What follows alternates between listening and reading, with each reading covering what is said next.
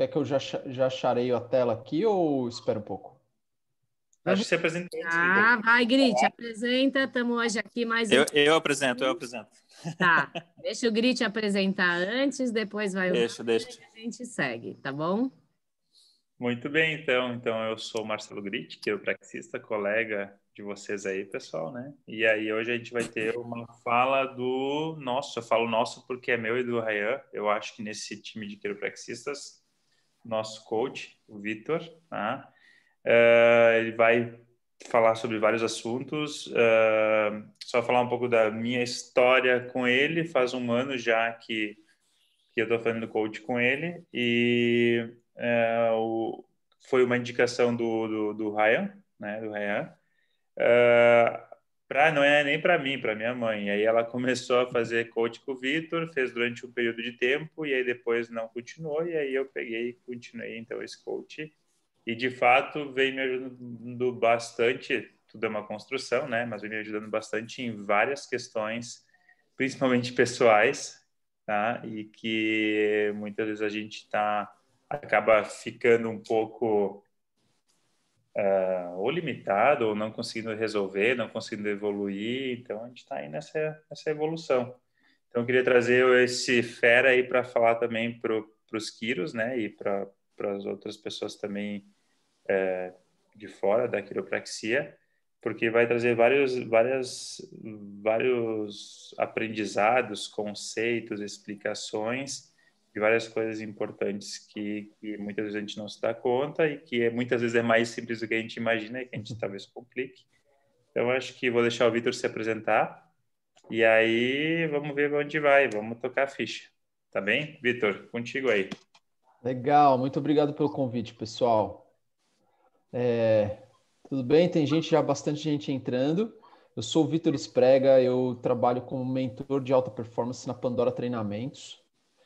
Já sou mentor há 6 anos, já tive mais de 1.500 alunos.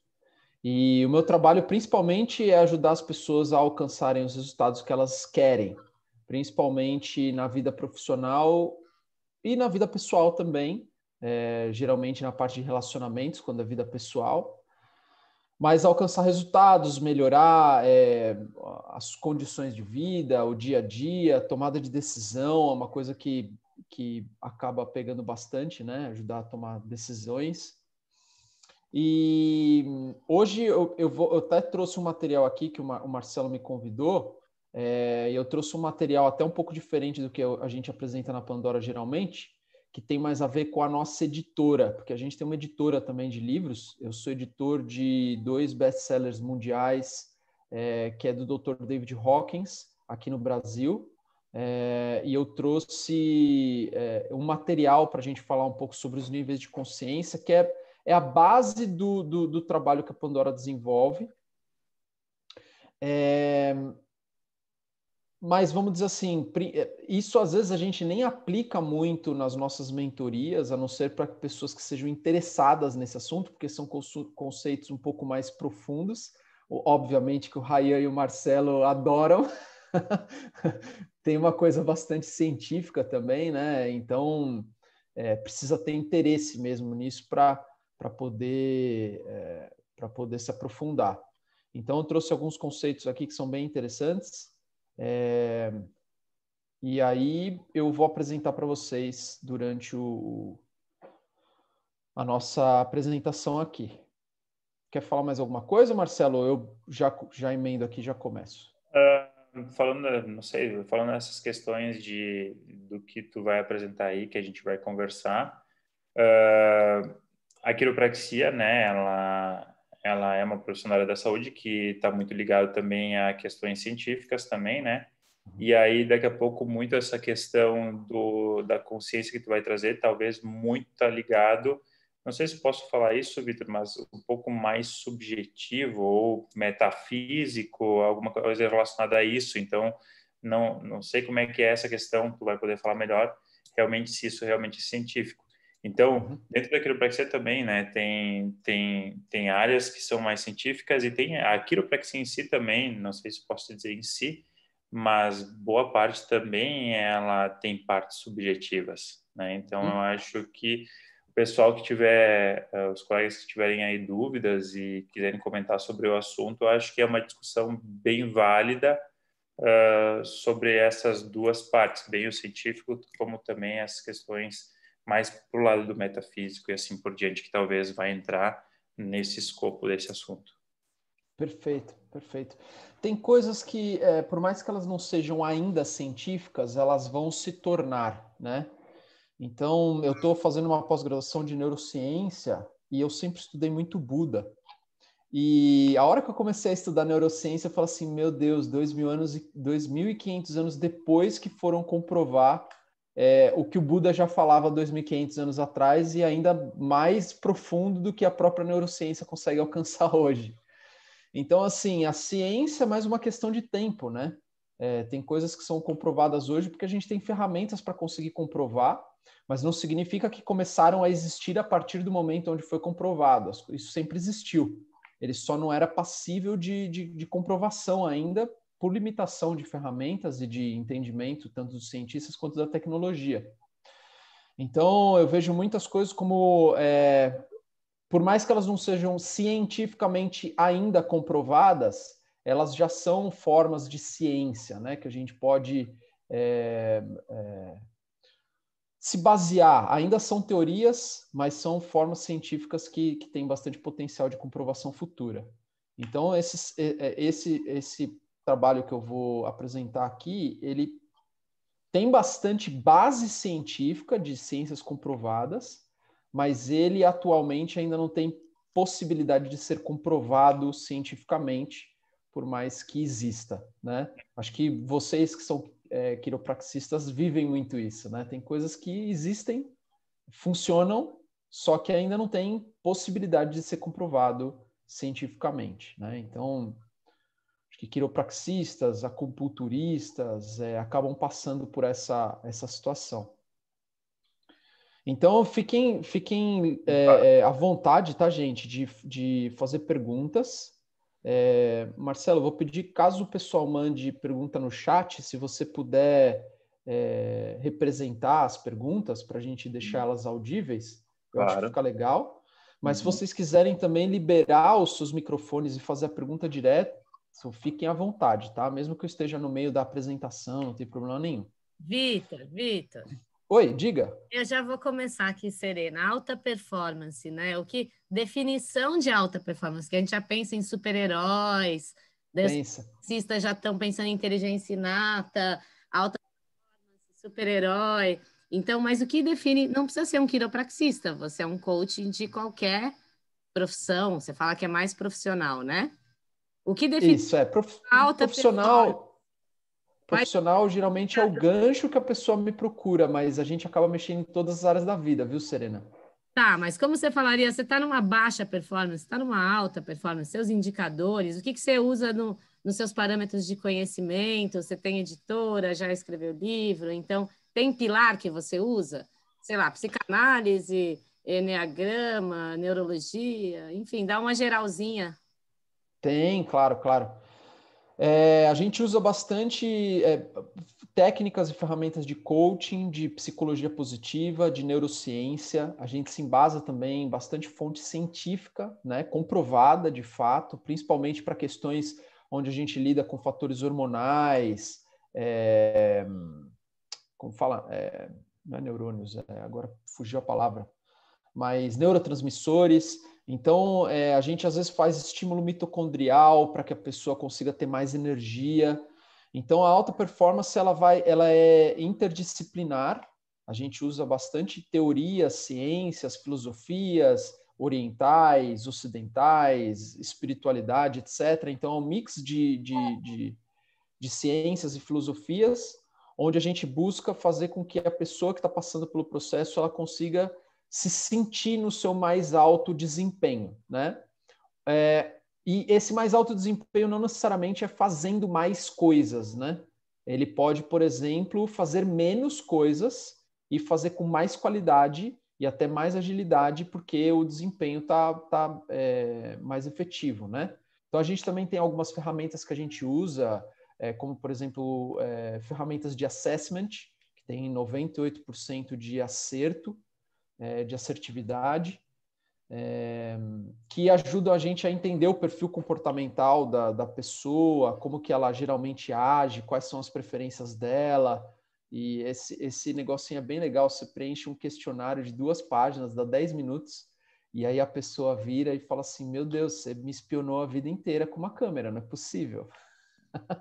Porque esse assessment, ele descreve exatamente como a pessoa é. Você usa esses questionários de traçar perfil? Se sim, qual você usa, né? Porque tem muitos no meio empresarial, PI, de não sei o quê. Tem. É uma variância do DISC. Ele é um DISC que, na minha visão, ele é um pouco mais aprimorado, que o DISC é um pouco antigo, né? Então, é uma versão mais nova, aprimorada do DISC. Ele cruza o DISC com outras 4 vertentes ali: executor, planejador, analista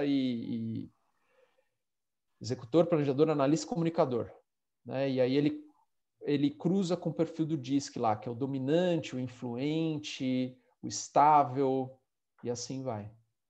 Então, ele traz um perfil ali bem detalhado da pessoa, e esse perfil, geralmente, eu uso mais para a parte profissional, né? Então, quando a pessoa está lidando estritamente com a área profissional, eu acabo utilizando esse DISC para poder ajudar a entender um pouco ali, mapear um pouco o comportamento das pessoas. E até fazer uma transformação mais rápida. Mas tem várias ferramentas. Sabe o que seria legal? O Ryan, que está aqui, que faz trabalho com você, e o Grit, falarem um pouquinho, uma experiência pessoal, exemplificar alguma coisa, para chegar mais perto das pessoas. Quem está aqui fala Disque Mac, Talk, estamos falando do quê, produção? Sou passiva, dominante, agressiva, a pessoa não, eu posso falar, sim. Sabe do que a gente está falando, Eu até gostaria de falar, né? Porque tá todo mundo me ouvindo bem, né? Porque eu cheguei no Vitor, para quem acredita em sincronicidade aí, eu cheguei no Vitor através do David, que eu fiz, o David Sério, eu fiz mentoria com o David lá em 2016, e o David me indicou um livro, que é esse livro que hoje o Vitor é um dos tradutores que fez na editora dele.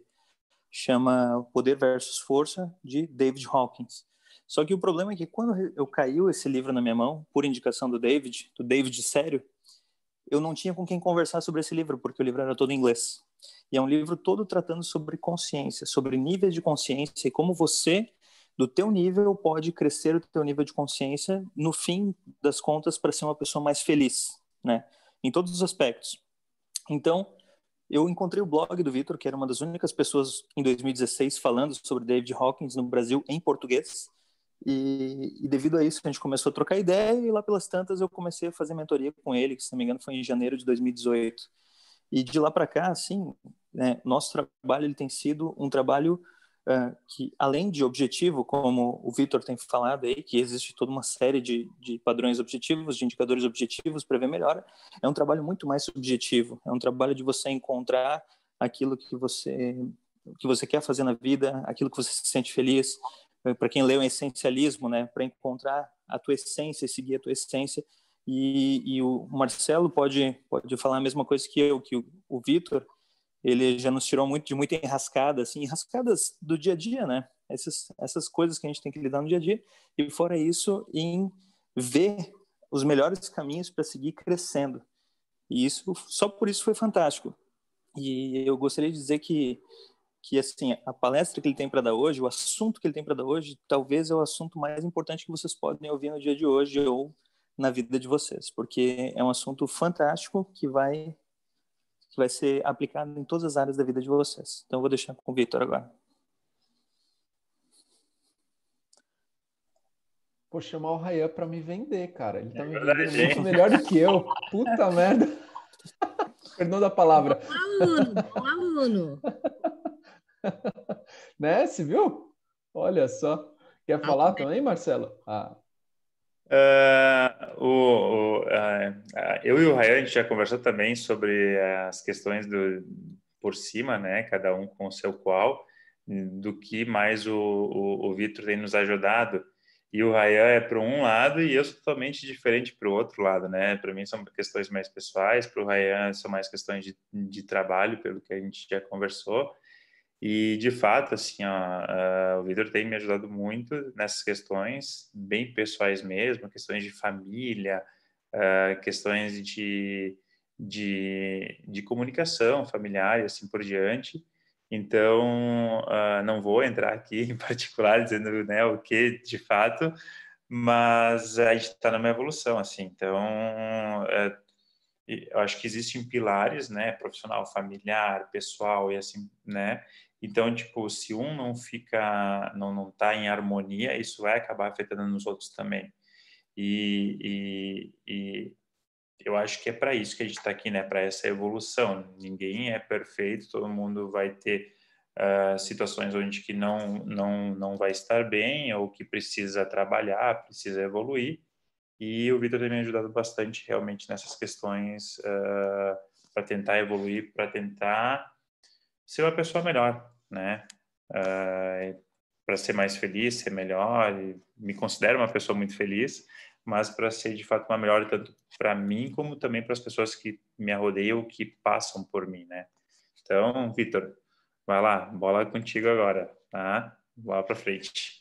Legal, vamos lá. Gratidão aí, Marcelo, gratidão, Rayan também.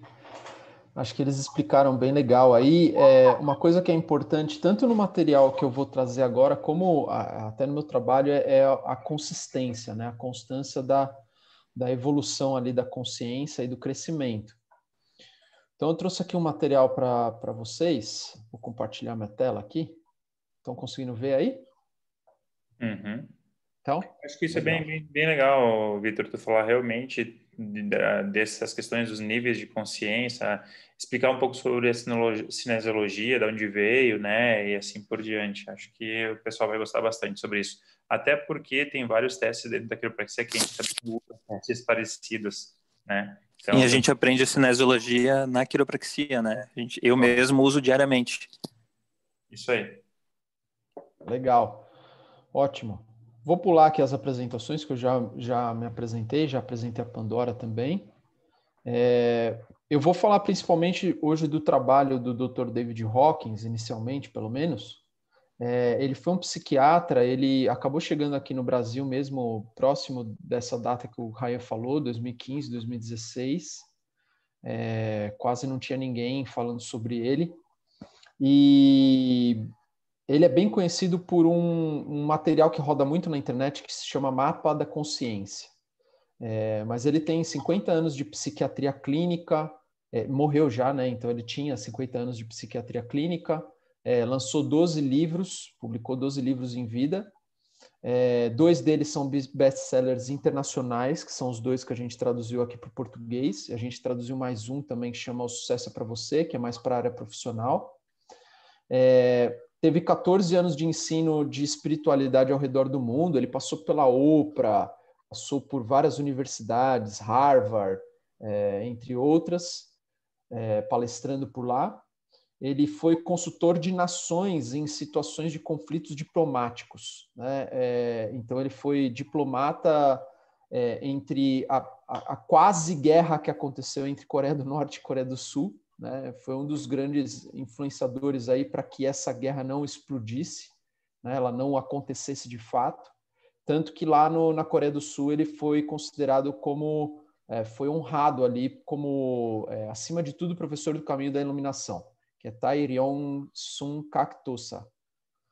Também foi cavaleiro da Ordem dos Hospitaleiros de São João de Jerusalém. Ele tem assim, se você entrar nesse sitezinho aqui, você vai ver ali uma lista de, sei lá, umas centenas de honrarias, presidências que ele fazia também, era presidente de tudo que era coisa lá da cidade dele.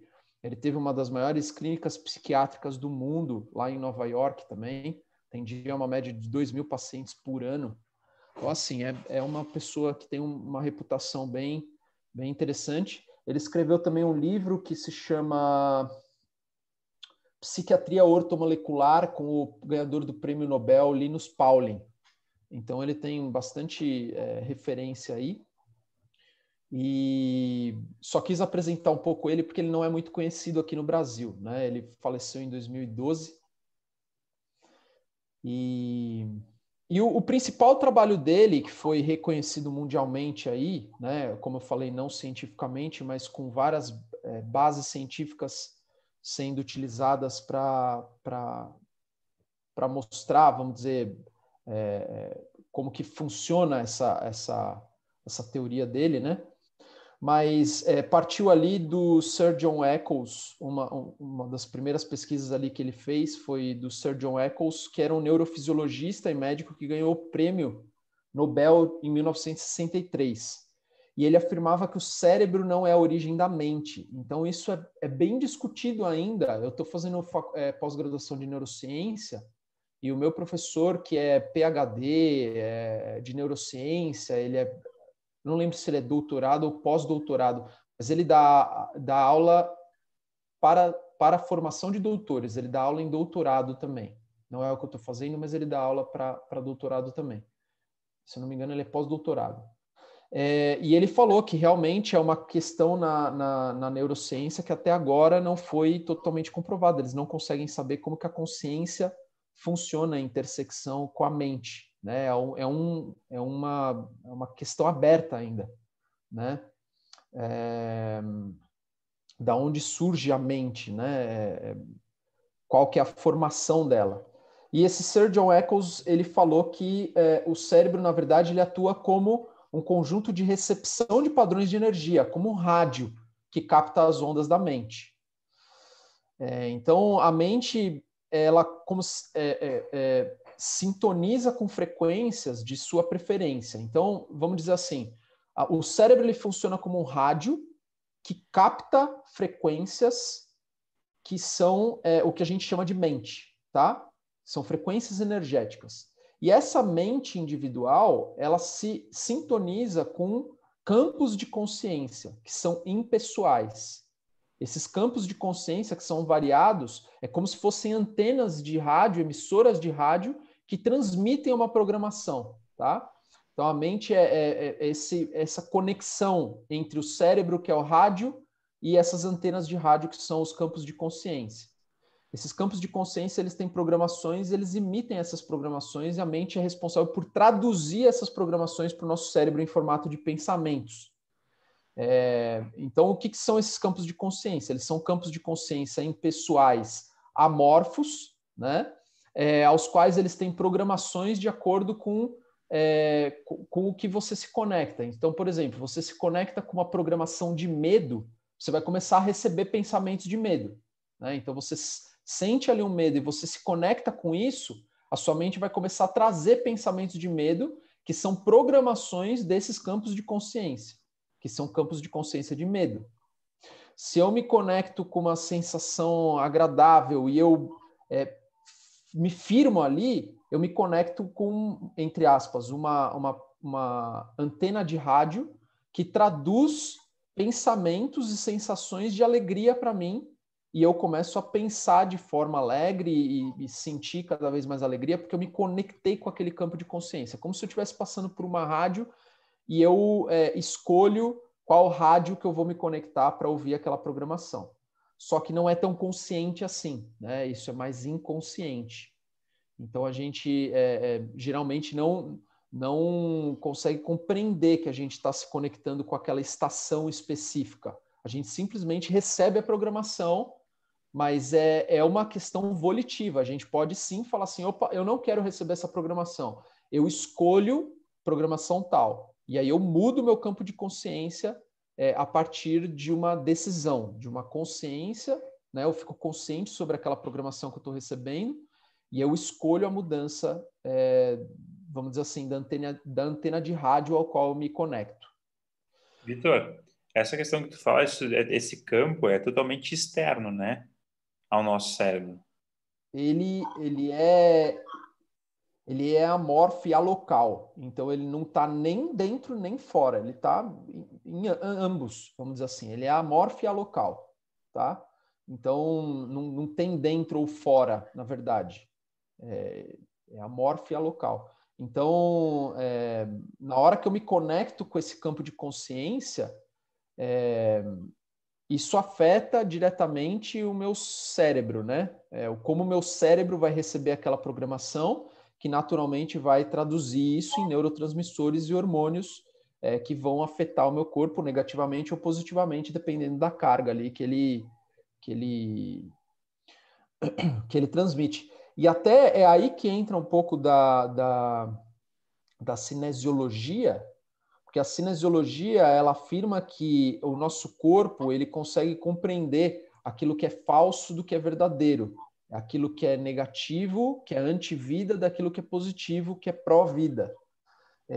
E isso veio com o Goodman lá atrás, que foi o primeiro observador ali da cinesiologia, começou a utilizar com pacientes dele para descobrir aonde que estava a doença.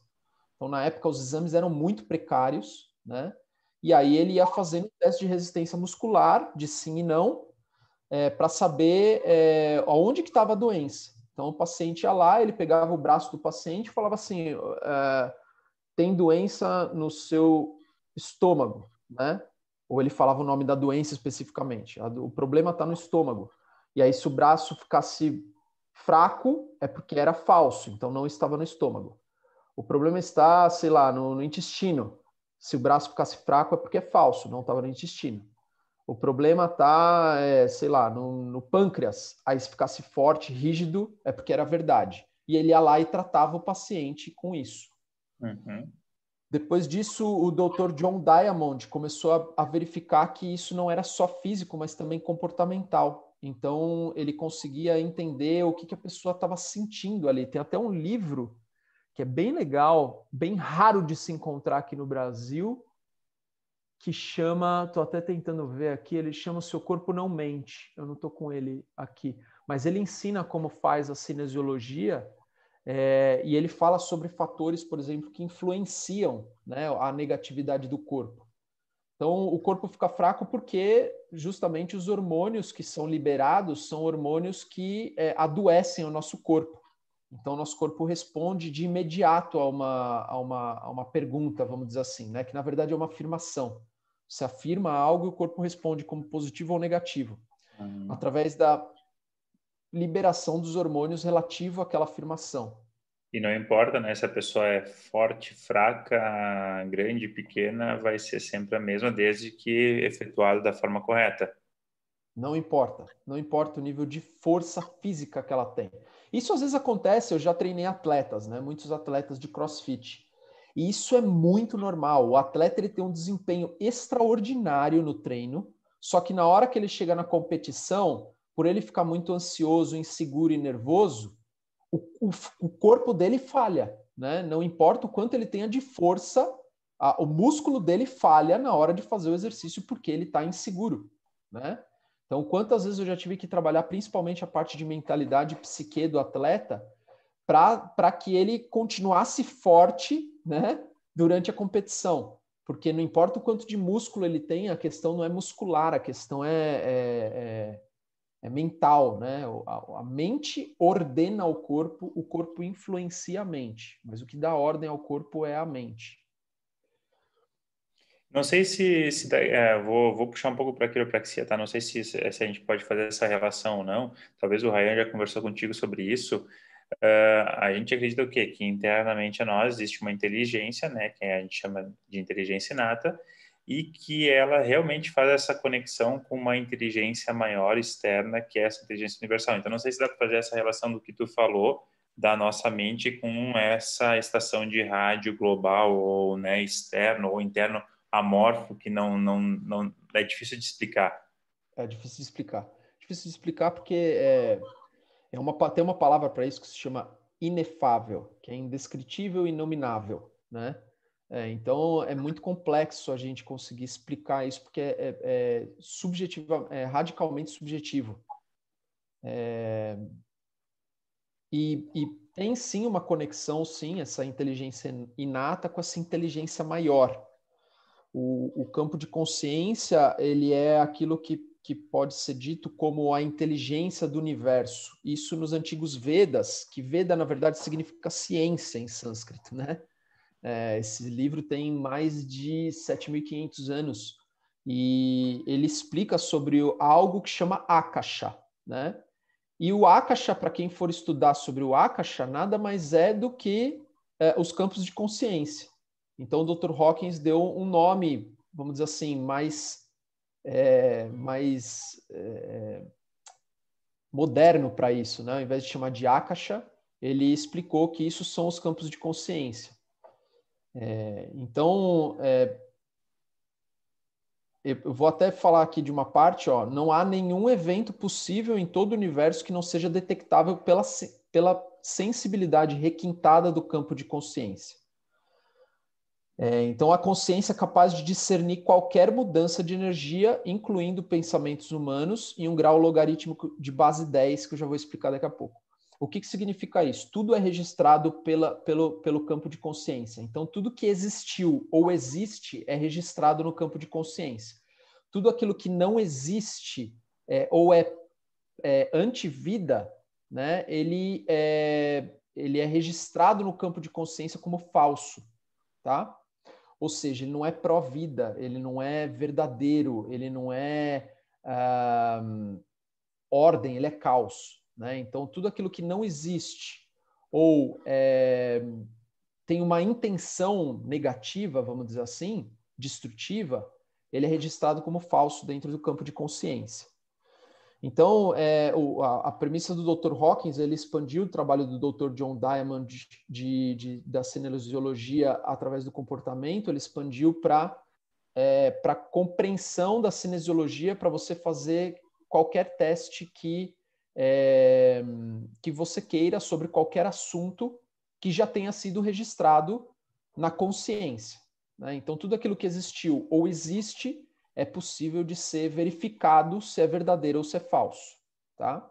Se realmente existe ou se não existe, se é positivo ou se é negativo. E ele fez um mapa de consciência, que é o trabalho dele mais conhecido, principalmente nos físicos quânticos. Então, os físicos quânticos usam muito esse mapa de consciência, que justamente exemplifica quais que são os níveis de consciência, que é o próximo slide que eu vou passar. Mas é importante a gente entender que tudo é consciência, tudo faz parte da consciência. Cada coisa, ser vivo, pensamento ou acontecimento emana uma energia discernível dentro de uma escala. E essas consciências, elas interagem a todo instante, possuem suas limitações, tendências e complementaridades. Então, é como se fosse um mar de consciência, onde o físico, ele simplesmente é a manifestação visual desses campos de consciência, tá?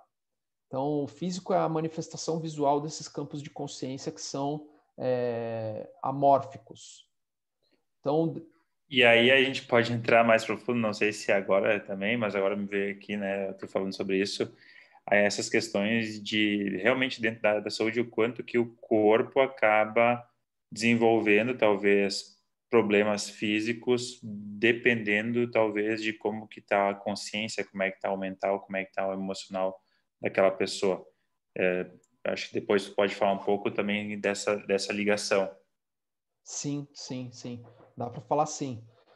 Porque de acordo com as consciências que a pessoa escolhe se conectar inconscientemente, isso vai afetar o emocional dela, que vai fazer com que ela libere hormônios e o corpo dela vai acabar ficando fraco, né? Que é o que a gente pode chamar de doenças, né? Ou estresse. Então, muitas vezes não. O estresse vem de justamente os hormônios estarem desregulados.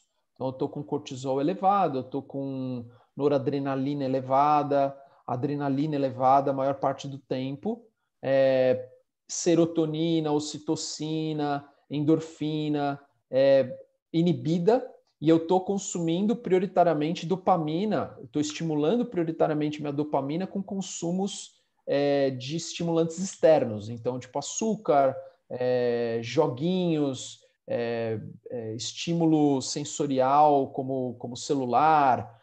Então essa é a característica da pessoa que está em alto nível de estresse ou está ansiosa e num grau mais profundo doente, né? Ou tensa, ou lesionada, né? Ou com uma dor específica, né? Então é a psicossomatização. Então, a psique acaba somatizando no corpo. Tem vários livros também que falam sobre isso. Eu gosto muito do Metafísica da Saúde, que é do Val Capelli e do Gasparetto. São cinco edições, 5 volumes. Cada uma fala de um sistema e da causa psicossomática. E agora a gente vai trazer também para o Brasil. Estamos terminando a tradução, na verdade estamos entrando na revisão do livro Cura e Recuperação do Dr. Hawkins. Então ele conseguiu se curar de 49 doenças, entre elas 2 terminais, né, através de escolhas de quais campos de consciência que ele ia se conectar. Então, ele podia continuar se conectando com campos de consciência de auto-ódio, de medo, de insegurança, de indignação, de culpa, e ele começou a escolher se conectar com campos de amor, de serenidade, de paz, de espírito, e as doenças elas foram se curando autonomamente, vamos dizer assim, né?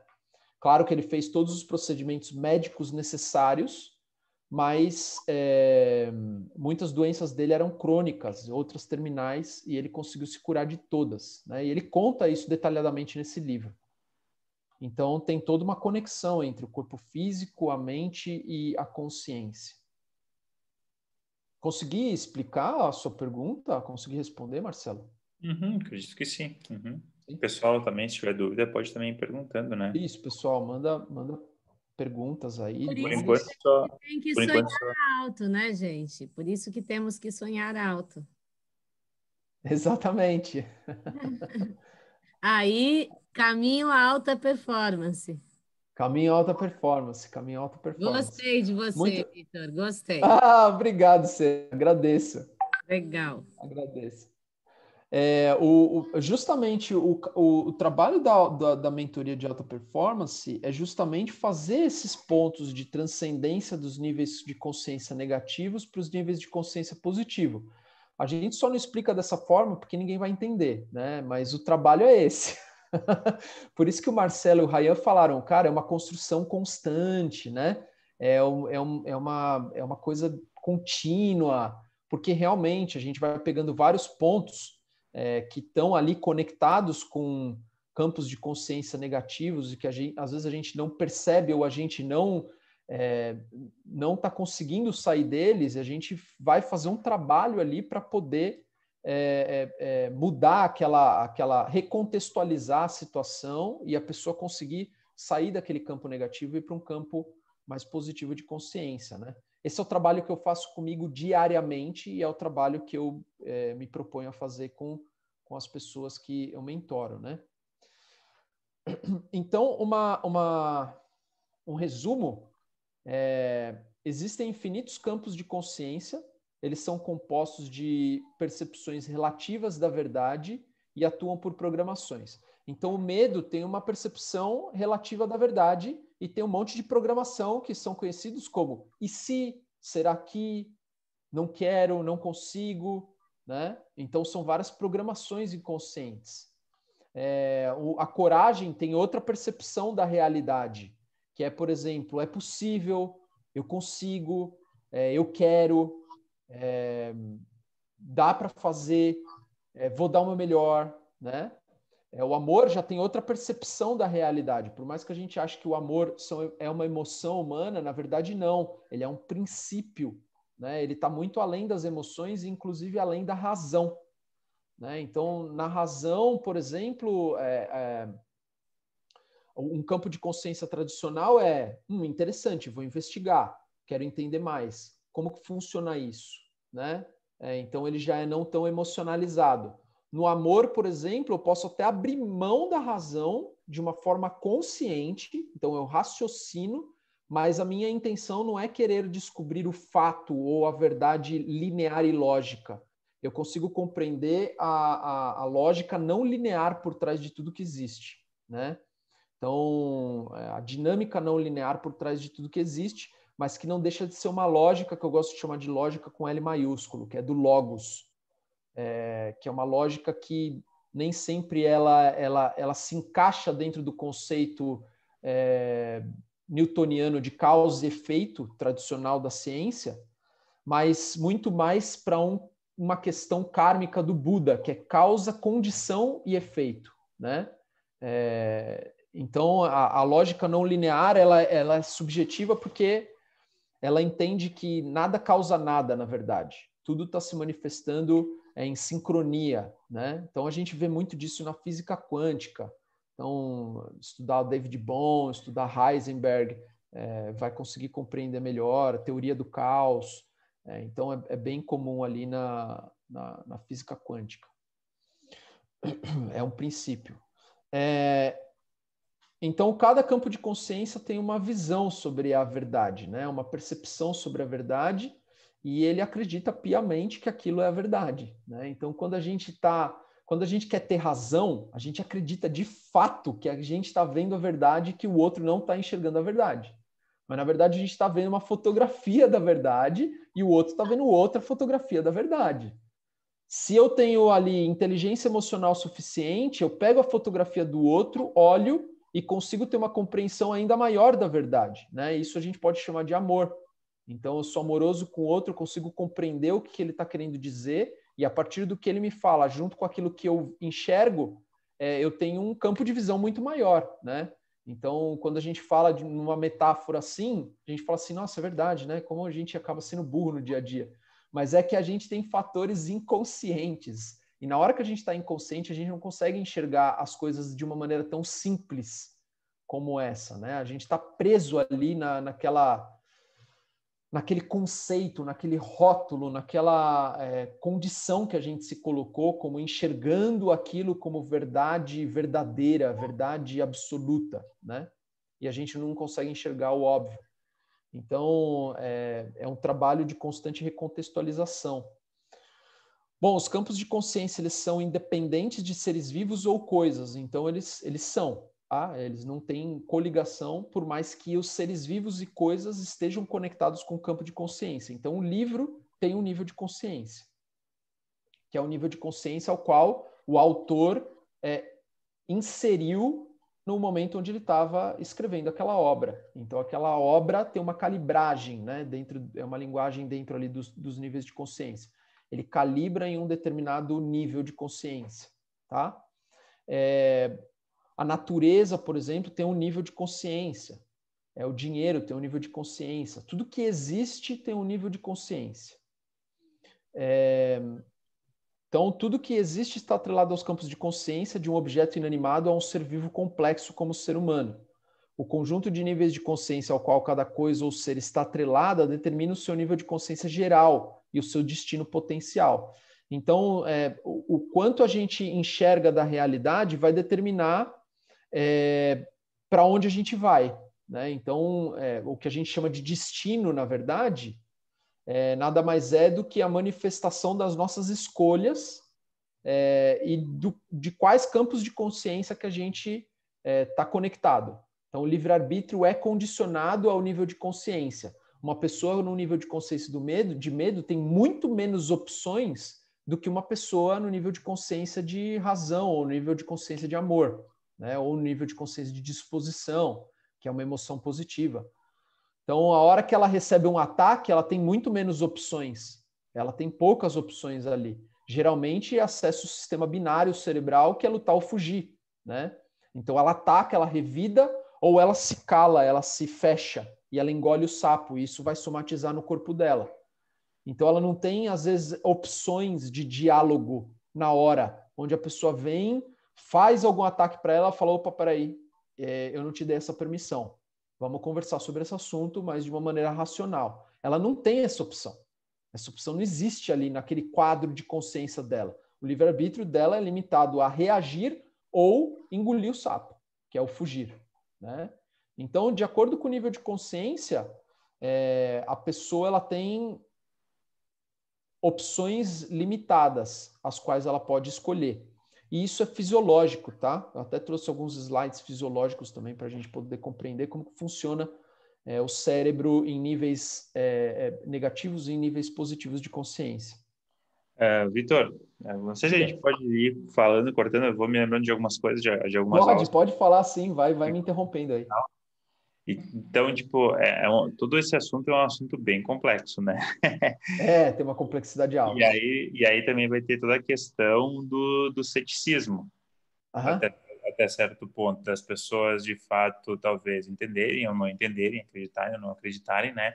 E aí, das falas que eu lembro que eu escutei em outras aulas que tu já deu, é realmente, por exemplo, essa questão do nível de consciência onde que a pessoa está naquele momento, por exemplo, de um pesquisador fazendo uma pesquisa científica. Aham. Então, dependendo do nível de consciência, o que ele está acreditando, isso também vai ter relação ao nível de resultado que ele vai ter nessa pesquisa. É algo bem Sem cético dúvida. para os cientistas, entende? Então, não sei se você pode falar um pouco sobre isso também.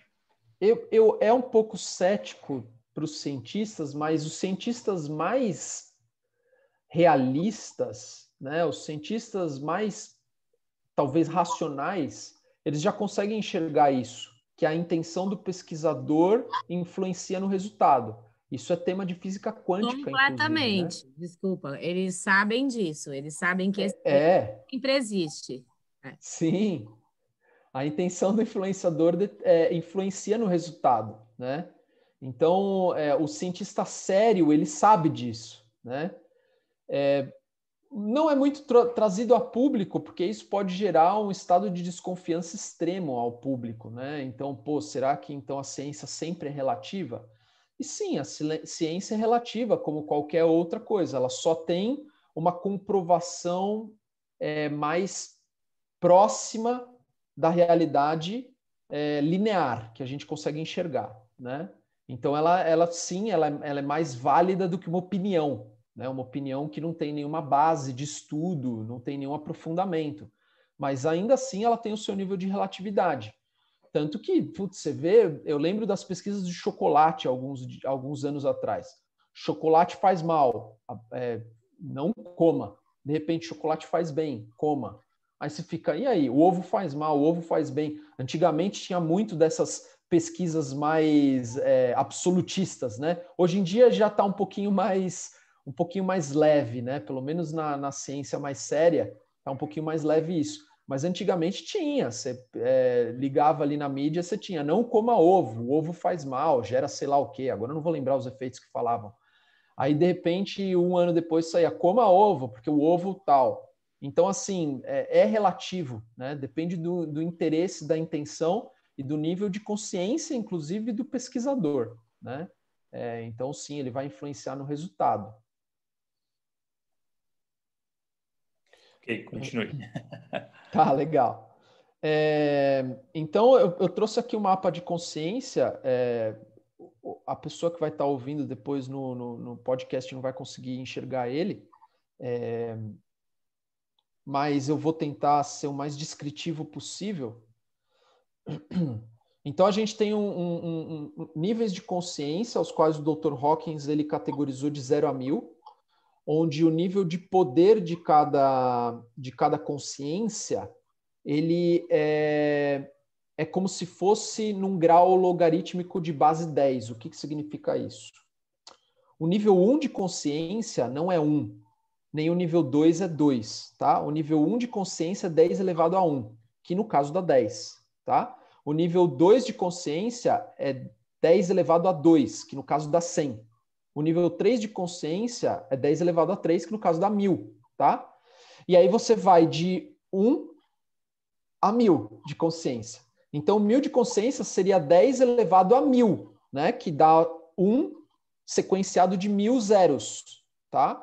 Então, ele não é só vamos dizer assim, o dobro um do outro. Ele é exponencial, o nível de poder que cada consciência tem. Então, ali começando na consciência mais baixa, que é a consciência de vergonha ou insanidade, ela calibra, eu vou usar essa palavra, tá? Calibra é um nível de consciência de 0 a 1000, tá? Então, ela tem um nível ali ela calibra em 20, tá? De consciência. Então, para a gente ter uma ideia, o que é 1 de consciência? Uma bactéria. Uma bactéria calibra em 1 de consciência. Um vírus é 0 de consciência, não tem consciência. É uma programação feita para a destruição da vida, tá? ela simplesmente é a destruição da vida, ela não tem consciência, ela segue uma programação, é quase que um robô, sei lá, natural, vamos dizer assim. Quase que um robô natural, não tem consciência. A bactéria tem 1 de consciência. A ameba, se eu não me engano, tem 2 de consciência. Uma formiga tem 5 de consciência. Uma aranha tem 6. Um escorpião tem 16 de consciência. Uma víbora tem 20 de 40 de consciência. Uma cobra tem 35 de consciência. E assim vai. Você tem vários níveis de consciência aos quais é fácil da gente observar nos animais. Se a gente observar nos animais, eu consigo ver muito explicitamente os níveis de consciência, porque eles ficam travados naquele nível de consciência, diferente do ser humano que viaja sobre todos os níveis de consciência. Então, o poder do livre-arbítrio do ser humano é extraordinariamente maior do que de um animal, inclusive dos animais mais inteligentes, né? Então, por exemplo, o cachorro ou o chimpanzé, mesmo assim, eles têm uma limitação que é aquele nível de consciência dele não sai daquilo, né? E aí, tudo que está abaixo está contido ali naqueles... então, por exemplo, um cachorro ele tem um nível de consciência ali de 250, que é um nível de neutralidade. Então, ele tem uma função bastante neutralizante emocional. Então, por isso que ele é considerado um dos melhores amigos do homem. Ele neutraliza as emoções humanas. Então, na hora que você chega em casa e você tem um cachorrinho abanando o rabo, você pode ter tido o pior dia da sua vida, você vai abaixar e você vai fazer carinho nele, provavelmente sorrir, né? Porque ele está neutralizando as suas emoções e, ao mesmo tempo, na hora que o cachorro abana o rabo, ele sobe para um nível de 500 de consciência, que é um nível de amor, né? Então, ele demonstra o amor, que é a mesma coisa quando a gente olha um recém-nascido, um bebezinho, né? A gente já faz aquele famoso on. Mesmo que a gente não fale on, a gente sente o on acontecendo. Que é tipo, meu Deus, que sei lá, não tem como falar, né? Que maravilha da natureza. Que serzinho, né? Ele não tem palavras ali para você descrever.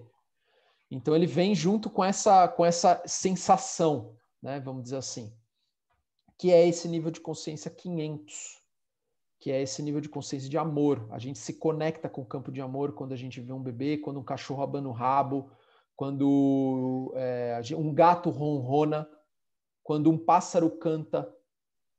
Tudo isso são níveis de consciência de amor. Só que esses animais não vivem nesse nível de consciência. Eles têm níveis de consciência mais baixos.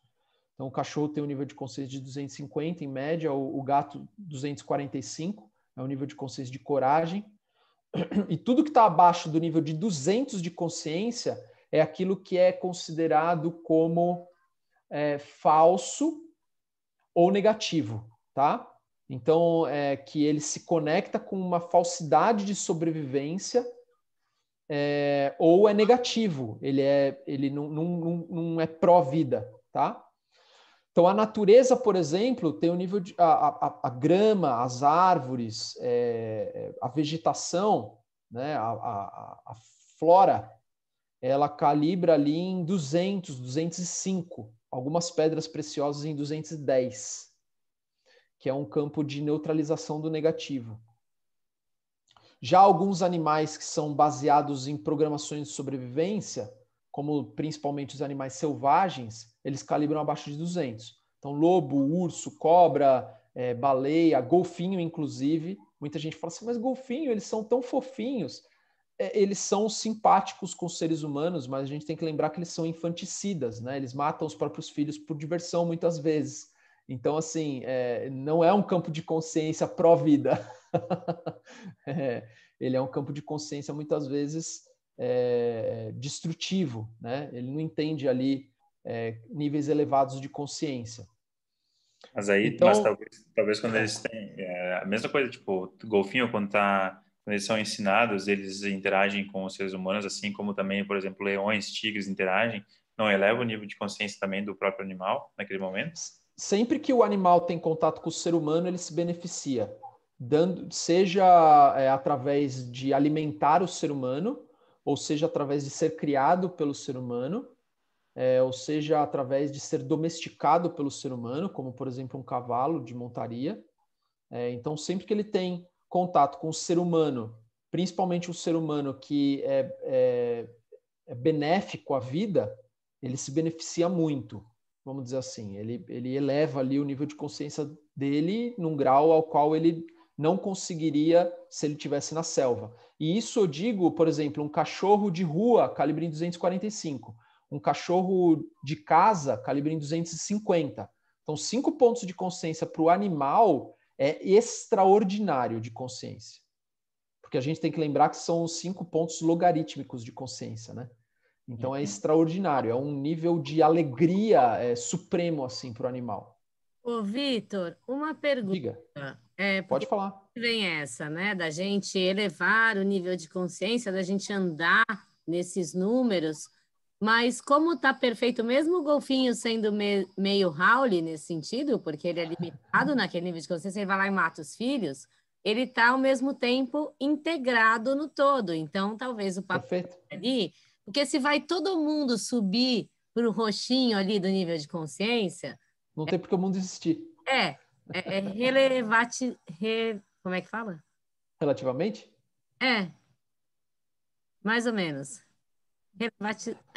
Não sei falar, gente, esqueci. Relativizar? Relativizar um pouco, assim.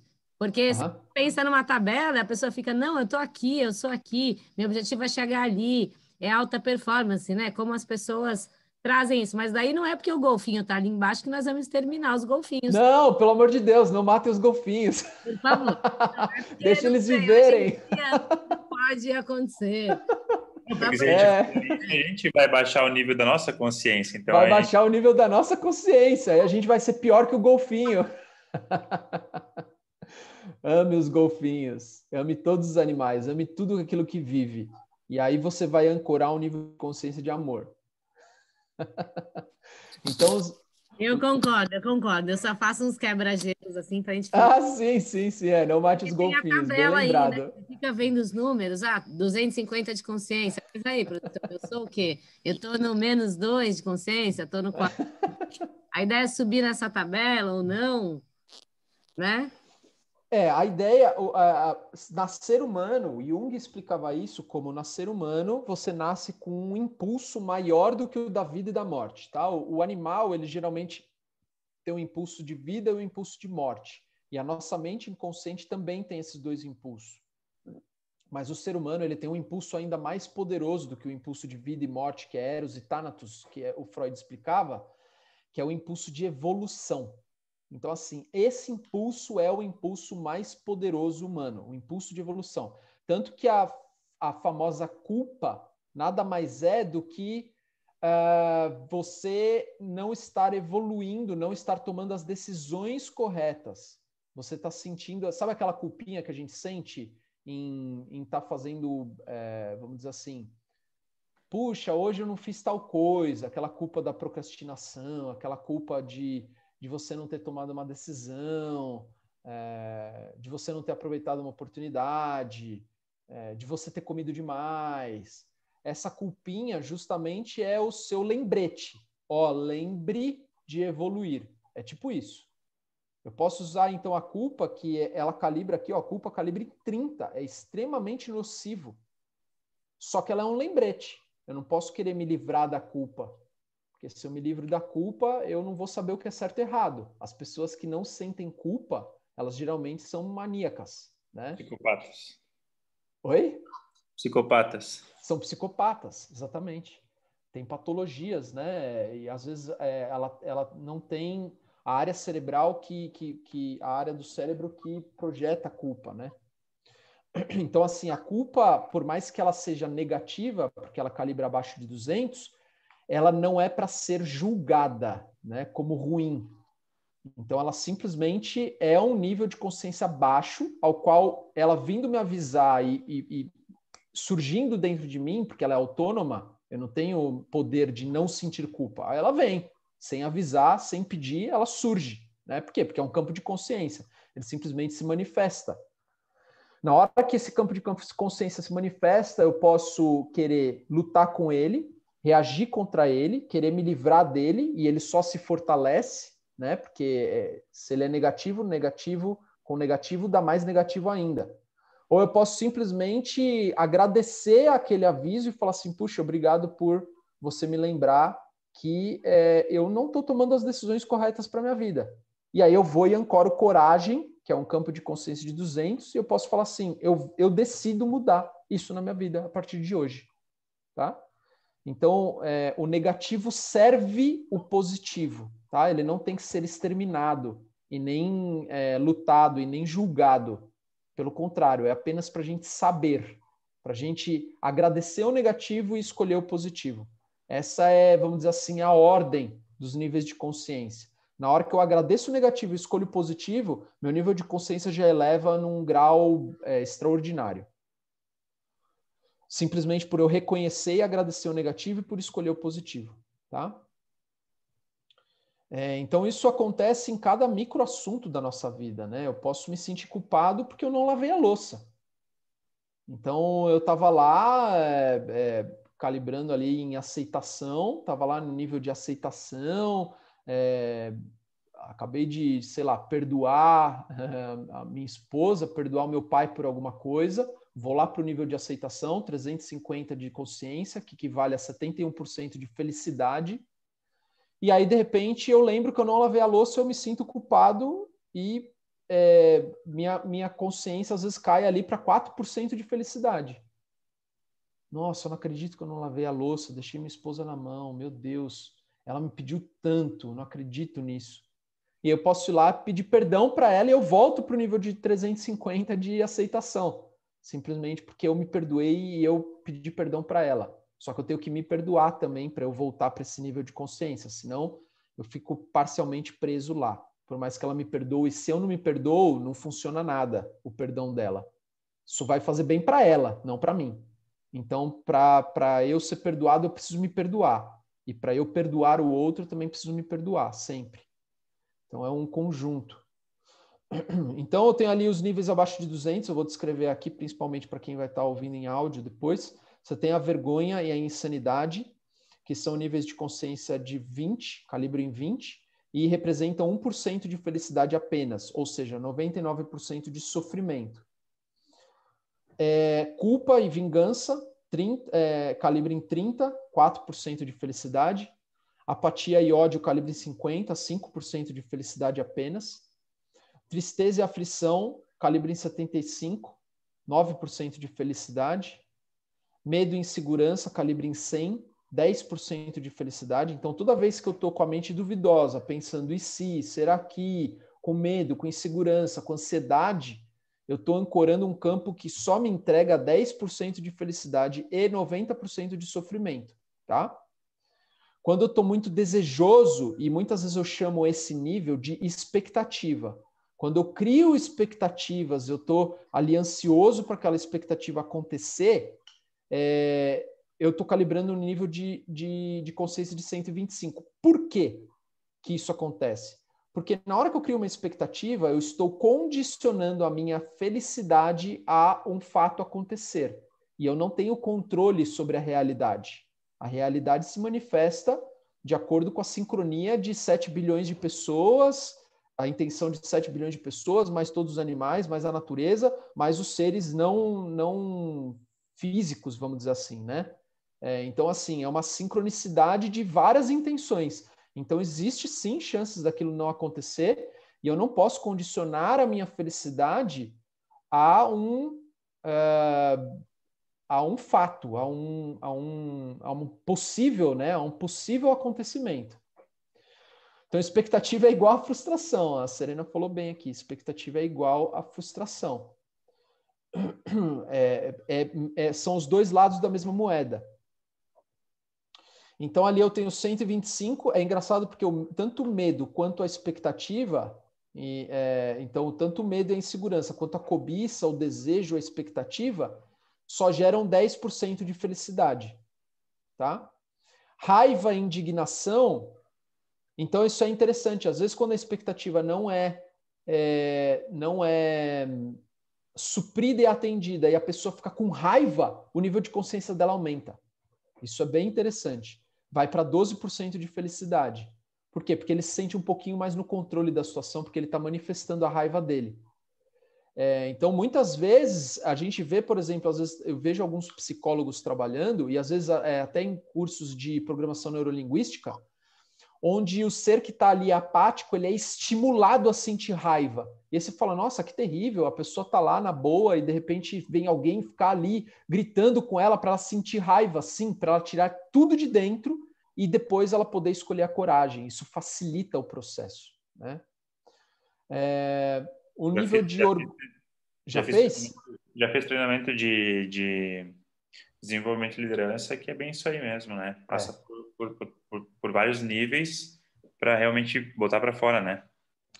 Bota para fora. Então, assim, para coisas que estão inconscientes, pode surtar, galera. É tipo isso mesmo. Surtar faz bem, né? A hora que a gente surta, né, com um propósito, tipo assim, eu não vou mais tolerar me invalidar e invalidar as pessoas ao meu redor.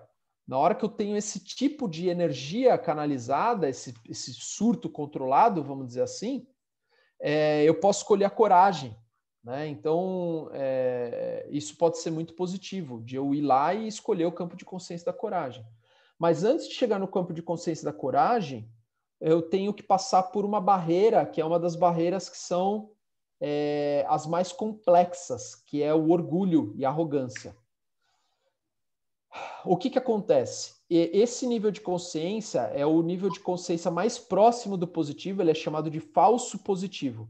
Por quê? Porque a raiva eu tenho 12% de felicidade. Para o orgulho e para a arrogância, eu vou para 22% de felicidade. Então parece que eu tive praticamente minha felicidade dobra, né? Então eu acredito que aquilo é felicidade genuína. Mas o orgulho, ele está vinculado a questões. Então, por exemplo, como as pessoas me enxergam, como as pessoas me veem, como as pessoas me respeitam, o meu cargo, quantos seguidores eu tenho no Instagram, ou no Twitter, ou no Facebook, a posição social a qual eu ocupo, o meu dinheiro. Então, ela está correlacionada a todos esses fatores condicionais. Na hora que esses fatores vão embora, a alegria vai embora junto com o orgulho, que é aquele famoso a soberba precede a ruína. Então, muitas vezes, para uma pessoa no nível de orgulho chegar no nível de coragem, ela precisa primeiro cair para depois subir. Porque ela não se enxerga como precisando elevar a consciência dela. Ela já acha que ela está no seu melhor estado, né? E aí ela se defende do externo. É aquela questão da autoestima muito alta, mas que fica muito entre altos e baixos, né? É uma autoestima que eu chamo de falsa. Eu chamo isso de autoestima falsa. Então a pessoa parece que ela tem uma autoestima alta, mas é um efeito meio baiacu, que a pessoa ela tem uma autoestima baixa, ela é insegura, só que ela nega a insegurança dela, e aí na frente das pessoas ela se infla. E aí parece que ela tem autoestima alta, mas não é. É uma autoestima extremamente baixa que ela precisa se defender do externo. E ela se defende isso se inflando e colocando ali os espinhos, que nem um baiacu faz, para ninguém quebrar ali o ponto de vista dela. O único motivo dela viver é ela ter razão. Então, se você vai contra a razão dela, você está indo contra o mundo dela. Os sociopatas, eles entram nessa categoria, Vitor? Não, o sociopata ele tem um nível de consciência muito mais baixo ali, vai calibrar ali em apatia e ódio, mais ou menos. Tá? Uhum. Ele não tem muita capacidade de discernimento, o discernimento dele é extremamente baixo. Então, por exemplo, para a gente ter uma ideia, o nível de consciência do Hitler era em média 50, 55, tá? Quando ele fundou ali, né? Não sei se a palavra certa é fundou, quando estimulou o nazismo. Então, o nível de consciência dele era 50. O mais interessante é que antes de ele ser promovido como Terceiro Reich, e antes de ele entrar no governo, ele tinha um nível de consciência de 420, ele era extremamente inteligente. Só que, por algum motivo, ele se corrompeu e a soberba levou ele lá para baixo, né? Então, era uma pessoa íntegra e inteligente, Mas aí, na hora que ele assumiu o poder, ele se transformou. Se transformou e escolheu um nível de consciência negativo, de engano e destruição, né? Então, qualquer um está suscetível à corrupção. Então, quanto mais consciente a gente está desses níveis e quanto mais a gente está consciente no nosso dia a dia, menos passível de corrupção a gente está. Então, aí, esses são os níveis de consciência negativo, nenhum deles tem a felicidade mais alta do que o sofrimento. Então, o nível de orgulho é o máximo que se alcança, 22% de felicidade e que, naturalmente, 78% de sofrimento.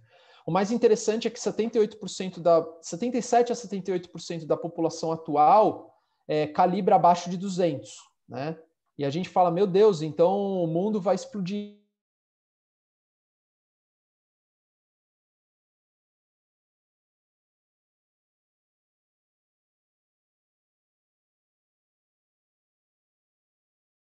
De consciência da história da humanidade. Na época de Cristo, por exemplo, antes de Cristo nascer, o nível de consciência era 100 da população. A população calibrava em 100. Tá? Há 25 anos atrás, a população calibrava como um todo em 185. E atualmente a população calibra em 207. Então, a primeira vez na história da humanidade conhecida, né, onde a população tem um nível de consciência positivo como um todo. Então, a gente está vivendo no ápice da consciência da humanidade. E é por isso que às vezes a gente fica tão rebelde e acha que é inaceitável determinadas condições, porque antigamente, tanto faz. Na época de Jesus Cristo, você saía por aí, você estuprava mulher, estuprava homem, estuprava quem você quisesse e nada acontecia, né? Você só era preso se você ficasse devendo para o governo ou se você machucasse alguém próximo do governo, senão você fazia o que você quisia, o que você quisesse, o que bem entendia, né? Queria ter várias esposas, vários esposos, pode fazer o que você quiser, desde que você pague imposto, né? Então, assim, o nível de consciência era drasticamente menor. Você roubava uma maçã, você perdia a sua mão. Então, assim, era outro mundo, né? O que a gente acha que tem de violência hoje é porque a gente não viveu algumas centenas de anos atrás. Senão a gente estaria achando o mundo de hoje uma dádiva, porque realmente é. O mundo de hoje é uma dádiva. Tem muito para melhorar? Se tem.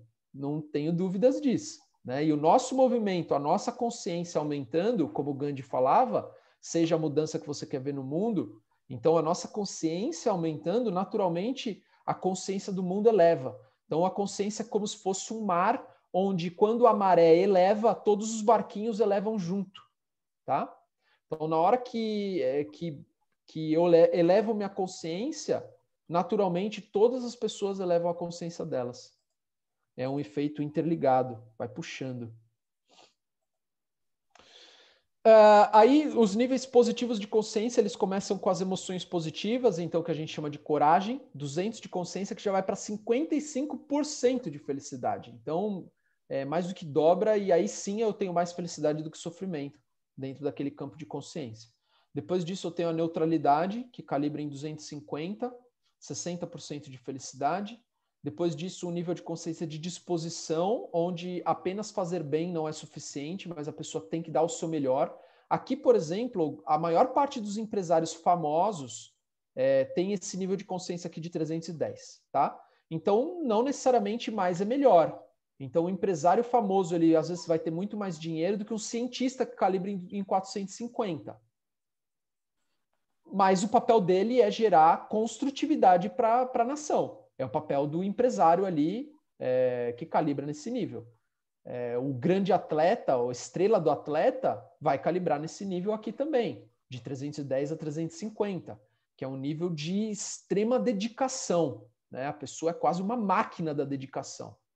Então, nem sempre mais é melhor. Tipo, o que você quer? Dependendo do que você quer alcançar, você tem que se conectar com o campo de consciência, né? Então, eles estão todos disponíveis aí para isso. Acima disso tem a aceitação, que é o nível do considerado perdão. Então, o perdão começa aqui em 350. Toda vez que a gente perdoa alguém, a gente se conecta com o campo de 350 no mínimo. tá? E aí isso já traz 71% de felicidade, traz um alívio profundo. Depois a gente tem um nível de razão ali que calibra em 400. Então a razão o que que é? É a abstração da emoção para se ponderar ali em fatos, tá? Para se basear em fatos. E aí, acima de 200, a gente vai ter aí 22% da população que tem esse nível de consciência com constância, né? O mais interessante é que tanto o desemprego, a pobreza, a criminalidade, elas são vinculadas ao nível de consciência. Então, nos níveis de consciência ali, por exemplo, abaixo de 100, 97% está desempregado, tá? Nos níveis de consciência de 100 a 174, 75% está desempregado. No nível de consciência de orgulho, 50% está desempregado. E aí isso vai reduzindo a cada nível de consciência que vai subindo. Pobreza, a mesma coisa. Criminalidade, a mesma coisa. Tá? Então, por exemplo, é muito diferente uma Madre Teresa que fez voto de pobreza por opção, né? Ela quis ser pobre para poder viver em doação e amor aos outros. A Madre Teresa, por exemplo, tinha um nível de consciência de 710, tá? Que é um nível de consciência conhecido como autorrealização. Muito diferente uma Madre Teresa que fez um voto de pobreza de uma pessoa que não tem a opção de não ser pobre, né? Ela não sabe não ser pobre, né? Eventualmente ela pode até conseguir crescer, porque o capitalismo permite isso. Que antigamente também esse regime não existia. Nasceu pobre, morre pobre. Você tem um sistema de casta ali. Você não pode passar de um lugar para o outro. O capitalismo permite a evolução da consciência do ser através das finanças, por exemplo. Então, uma pessoa que era pobre, ela tem a opção hoje muito mais adequada, muito mais possível e provável do que uma pessoa há alguns anos atrás, de sair daquela condição e elevar o nível de consciência dela. Então, o nível de 400 ali, ele já traz para 79% de felicidade, inclusive a ciência calibra em 450. Então, tudo aquilo que é científico linearmente comprovado, inicia ali nos 450. Akiro, eu tenho aqui, Akiro é 455. 455, muito bom. Akiro calibra em 455. Ou seja, ela está dentro de um campo de ciência, por mais que não seja comprovado na linearidade, né? Então, está num campo de consciência de ciência. Por isso que eu falei, a ciência ela é relativa, né? Tem aquilo que já pôde ser comprovado e que a gente dá graças a isso, porque ajuda muita gente, salva muitas vidas, sem dúvida nenhuma. E tem aquilo que já é científico, mas ainda não dá para ser comprovado. Que aí a gente espera a tecnologia acontecer e vai agregando de acordo com o saber experiencial de cada um. Ó, isso funciona, e indicação, e etc. E a gente consegue ver através dos resultados, né? A verdade, ela sempre é auto-evidente. Então, ela não precisa ser defendida ou comprovada, né? Ela é auto-evidente de acordo com os resultados que ela entrega, né?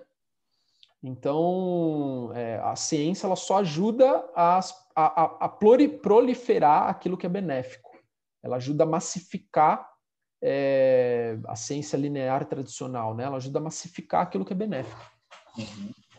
Diminuir um pouco de ceticismo, né? Sim.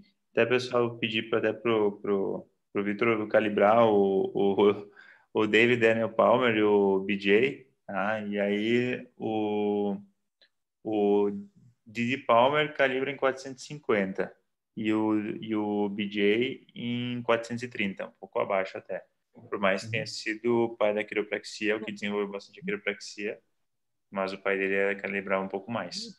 Vitor, deixa eu deixar a dica, Oi. ó. Pode falar. Você tem que chamar Calibrando a Consciência. Vai bombar, cara. O quê? Calibrando a Consciência. Mas o que tem que chamar? Eu não entendi. A sua apresentação. Calibrando a consciência. Legal, vamos chamar assim, calibrando a Faz consciência. até música, dá para fazer até música com isso. Né? É harmônico. Muito bom, gente. Aí a gente vai ter ali pessoas, por exemplo, eu gosto às vezes de dar alguns exemplos, né, de níveis de consciência. você vai ter ali grandes gênios da ciência, como, por exemplo, Freud, Aristóteles, que não é ciência, mas é um filósofo, Isaac Newton, entre outros grandes professores, filósofos e cientistas, que Albert Einstein também, que chegaram ali no limiar do 499, que é o potencial máximo que a mente consegue alcançar, tá? Então, com a mente eu consigo chegar no 499. Se eu conseguir chegar no domínio da mente ali, eu chego no 499. Para ir para o 500, tem que dar um passinho ali de fé, tá? De lógica não linear. Eu preciso começar a enxergar a lógica não linear. Na ciência, a única ciência que faz isso é a física quântica, né? Aí você vai ter cientistas quânticos, físicos quânticos, né? Acho que é mais correto de se dizer, como David Bohm, que calibra, por exemplo, em 507, tá? E aí você vai ter outras pessoas aí também que foram muito benéficas para o mundo, calibrando acima de 500. Geralmente as pessoas que inspiram amor, inspiram gentileza, um nível de generosidade, elas calibram acima de 500. Então, você vai ter aí desde Nelson Mandela, Abraham Lincoln. Deixa eu dar uma deixa aqui para se alguém quiser falar também, mas Sim. pensando nisso, por mais que a gente tenha situações para ilustrar os níveis de consciência, se a gente pensar aqui, ó, do amor para cima, que é do 500, da gratidão, da gratiluz, do humor, olha o valor do humor, né, gente? Muito alto. Se você sobe e desce só por passar mal porque não lavou a louça, então vamos tentar ver as coisas de um jeito mais divertido, né? O amor incondicional ali é possível sentir em alguns momentos, talvez você não fique em todos. Você pode sentir raiva, Sim. despencar ali de cabeça para baixo, mas daí você sobe de novo na montanha-russa, né? Mas experimentar também isso, porque parece que você está numa caixinha. Quando fala, a cobra está aqui no 35 e o Hitler estava no 50. Então, tipo, é bem próximo, né? Bem próximo, né? Tô brincando. Tô dando papo aqui. O golfinho calibra mais do que o Hitler, né? Viu? O golfinho não é tão ruim assim. Além do mais, ele é fofo, né? Ai, gente, tem que brincar, porque isso aqui é para bater papo também e para Sim. poderem pegar e aplicar. Olha que diferença faz só você ter bom humor na vida também, né? Sem dúvida. O nível do humor é bem interessante. Eu defendo muito isso. Você ri um pouco de você mesmo, né? O ego é muito chato, ele é muito rígido, ele é muito autopunitivo, ele é muito punitivo, muito julgador. E o humor quebra um pouco disso, né? Ao invés de você ficar se xingando porque você quebrou uma louça, por que não dar risada disso, né? Dar risada disso não significa desdenhar, não significa que você vai negligenciar a louça. Mas você vai falar assim, puxa, olha só, deixei o negócio escorregar e quebrou em dois. Formou um sorriso. E ainda você, sei lá, brinca com a situação, né? Exatamente, A exatamente. gente não precisa se martirizar. A gente já aprendeu, né? Não é a ausência de humor que vai fazer a gente aprender. Pelo contrário. Às vezes vai gerar um trauma. Eu nunca mais vou lavar louça na minha vida. Vou achar que eu sou incapaz, que eu sou burro, que eu não sirvo nem para lavar louça. E aí vai. Todos aqueles dramas, as rainhas do drama da mente, né? Todas as rainhas do drama da mente. É levar uma vida mais leve. Levar mais no let it go, mais leve também. Mais leve, deixa aí, exatamente. Aí a gente tem ali, então, o amor já vai ter 89% de felicidade. Então, a hora que você faz carinho no seu gato, na sua gata ali que está ronronando, a sua tendência é calibrar ali naquele nível, né, de 500 e ficar ali amando o gatinho para sempre. E o amor incondicional, ele já é um nível mais elevado, 540, é o mais interessante. Eu gosto muito de falar esse ponto para a gente ver como às vezes a nossa mente julga, né, de uma maneira inapropriada, mas, por exemplo, a maior concentração de pessoas calibrando em 540 são os grupos anônimos, tipo alcoólatras anônimos, narcóticos anônimos. É a maior concentração hoje do mundo de pessoas, a organização com a maior concentração de pessoas calibrando acima de 540. Porque são pessoas que passaram, venceram um vício e elas são compassivas o suficiente para ouvir a história do irmão sem julgar, amando ele incondicionalmente, para que ele possa também sair daquela situação se ele quiser. Então, o nível de incondicionalidade desse amor é muito alta. Então, hoje, a maior parte das pessoas que têm esse nível de consciência dentro de um grupo, né? Não que a maior parte das pessoas do mundo nesse nível de consciência estão lá, mas de todos os grupos que existem, inclusive os religiosos, o maior nível de consciência de 540 é de grupos anônimos. Então, é bem interessante. Às vezes isso não é também linear, né? Essa consciência ela acaba se expressando quando realmente eles estão nas reuniões deles. Eu acho que é isso, né, Vitor? Onde que a pessoa está lá sentada, escuta e tem esse amor incondicional e entender o outro e ter essa incondicionalidade. Na hora que a pessoa ela ancora ali o amor incondicional e ela está em toda reunião, toda semana, treinando isso, naturalmente ela vai expressar isso na vida dela. Então, assim, ela vai começar a se tornar incondicional no amor, porque ela está treinando todo dia com ela mesma e com as pessoas ao redor dela. Então, não só na reunião, mas na vida, no dia a dia dela. Significa que essa pessoa não sente raiva? Não significa isso. Ela sente raiva, ela julga, senão ela seria 1000 de consciência, tá? Então, ela julga, ela sente raiva, ela se frustra, ela às vezes tem dúvidas sobre ela, só que a maior parte das tomadas de decisão dela, a maior parte do tempo ao qual ela está se conectando ali é com esse campo de consciência de amor incondicional, né?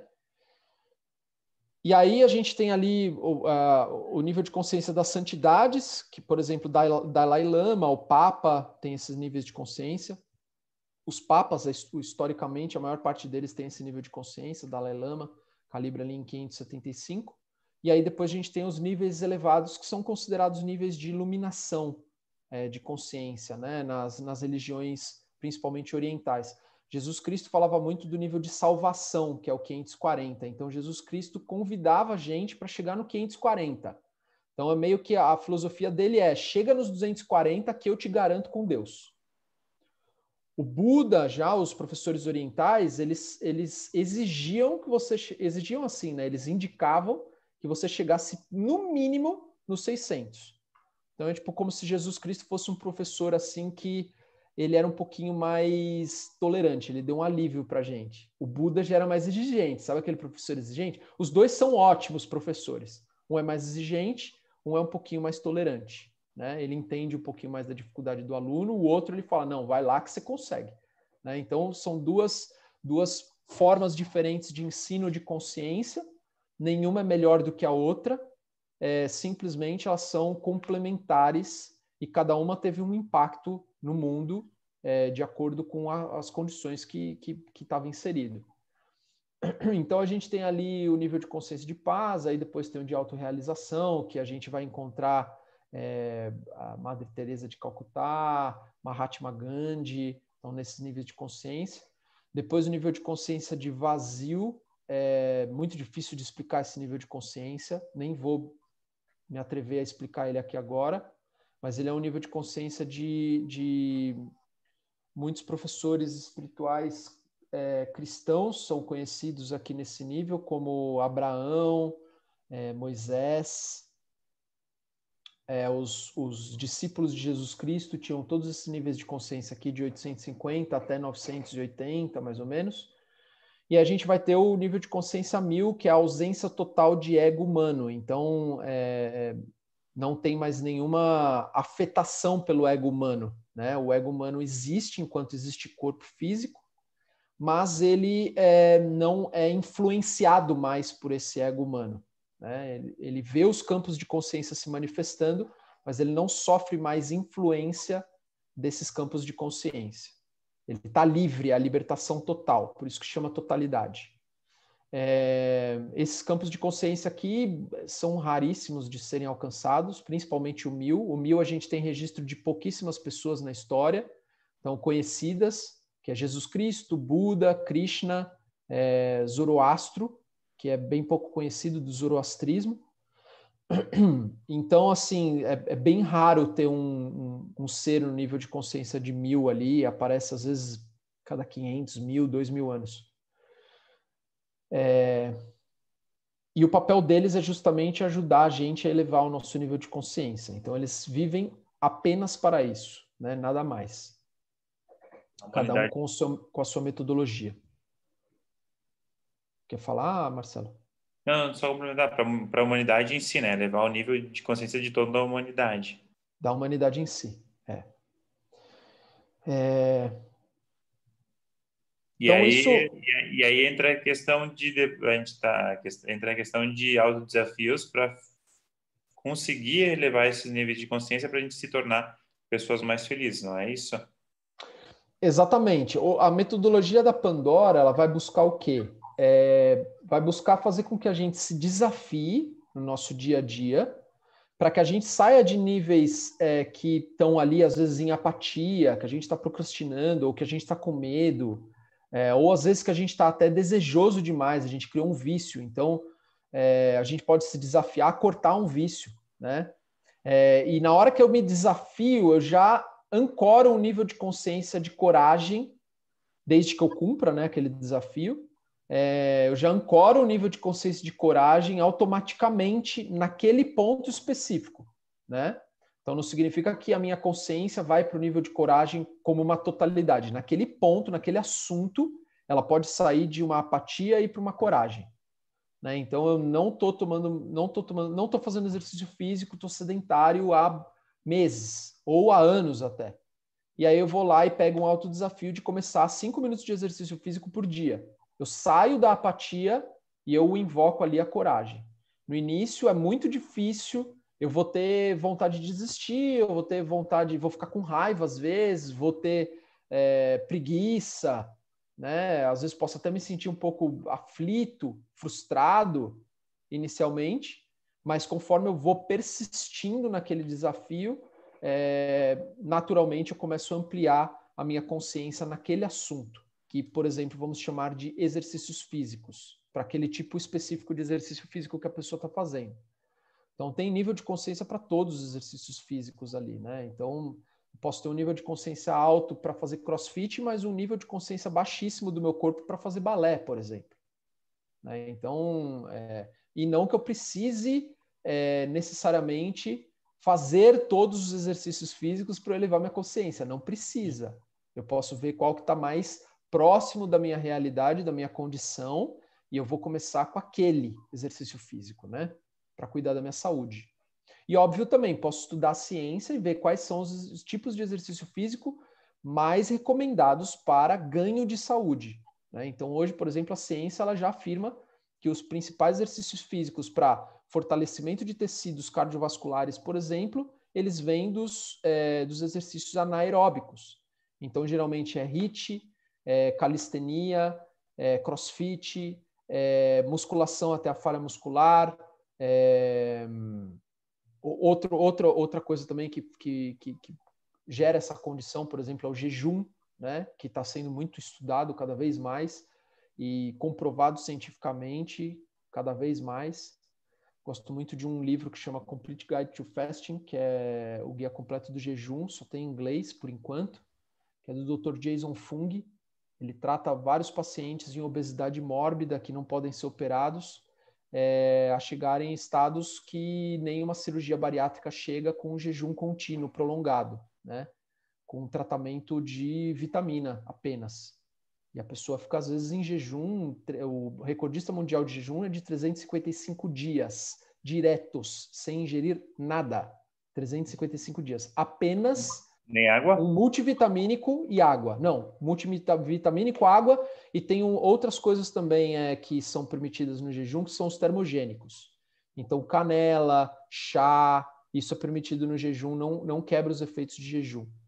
Então, assim, termogênicos que têm calorias insignificantes para o corpo, água, né? E Isso. só. Pois é, Vitor, isso é bem cético, né? O cara conseguir se manter 365 dias sem se alimentar de nada. É bem difícil de entender, mas é uma realidade. Está lá a pessoa. É uma ela realidade. viveu, ela ficou dentro de uma clínica. Eu já vi isso 355 bastante dias. até. Tem muitos programas e propostas de jejuns de tempos diferentes. Tem. Tem até outros que vão por uma linha muito mais espiritual. E assim, gente, não é nenhuma novidade, né? Jesus Cristo fazia jejum, Buda fazia jejum. Então, assim, não é nada que os nossos ancestrais, quando a gente vai para o período paleolítico, muitas vezes fazia jejuns prolongadíssimos, né? Então, assim, não é uma novidade, a ciência ainda não comprovou 100%, mas ele está aí, né? Ele existe, ele é benéfico. A gente teve o primeiro ganhador do Prêmio Nobel em 2016, que foi o Yoshinori Ozumi, que ganhou o Prêmio Nobel pela descoberta da autofagia através do jejum, né? Então, a autofagia celular, que é a autorregeneração, as células se alimentando, células saudáveis se alimentando de células doentes, no momento onde eu faço jejum. E hoje já foi comprovado já que a autofagia inicia a partir de 16 horas de jejum no nosso corpo, né? Então, quanto mais tempo você fica em jejum, mais o processo autofágico você desenvolve, né? Então, assim, aquilo que eu falei, a verdade não precisa ser comprovada ou defendida, né? Na hora que a ciência vem e comprova, é excelente, por quê? Porque prolifera a verdade, mas não que ela valida a verdade é autovalidada, né? Então, e pode ser calibrada, né? Quem quiser calibrar a verdade, compra o livro do Dr. David Hawkins, que ele explica, ele ensina você a calibrar, né? Claro que é tudo um processo de muito, muito, muito treino para você poder calibrar a verdade da falsidade. Mas é possível, né? E também então, com bons... como é que é a expressão que eu posso usar? boas intenções? Boas intenções. Sem dúvida, boas intenções. Porque é muito interessante, porque na hora que eu tenho má intenção, a calibragem falha. Porque ela é negativa, né? A má intenção é negativa. A calibragem só é permitida para intenções acima de 200 de consciência, que é coragem. Então, se estou querendo me encorajar a algo, maravilha, a calibragem vai funcionar. Se eu estou querendo ter razão ou provar algo para alguém, a calibragem não vai funcionar. Então, tem essa subjetividade, né? Que é a intenção do calibrador.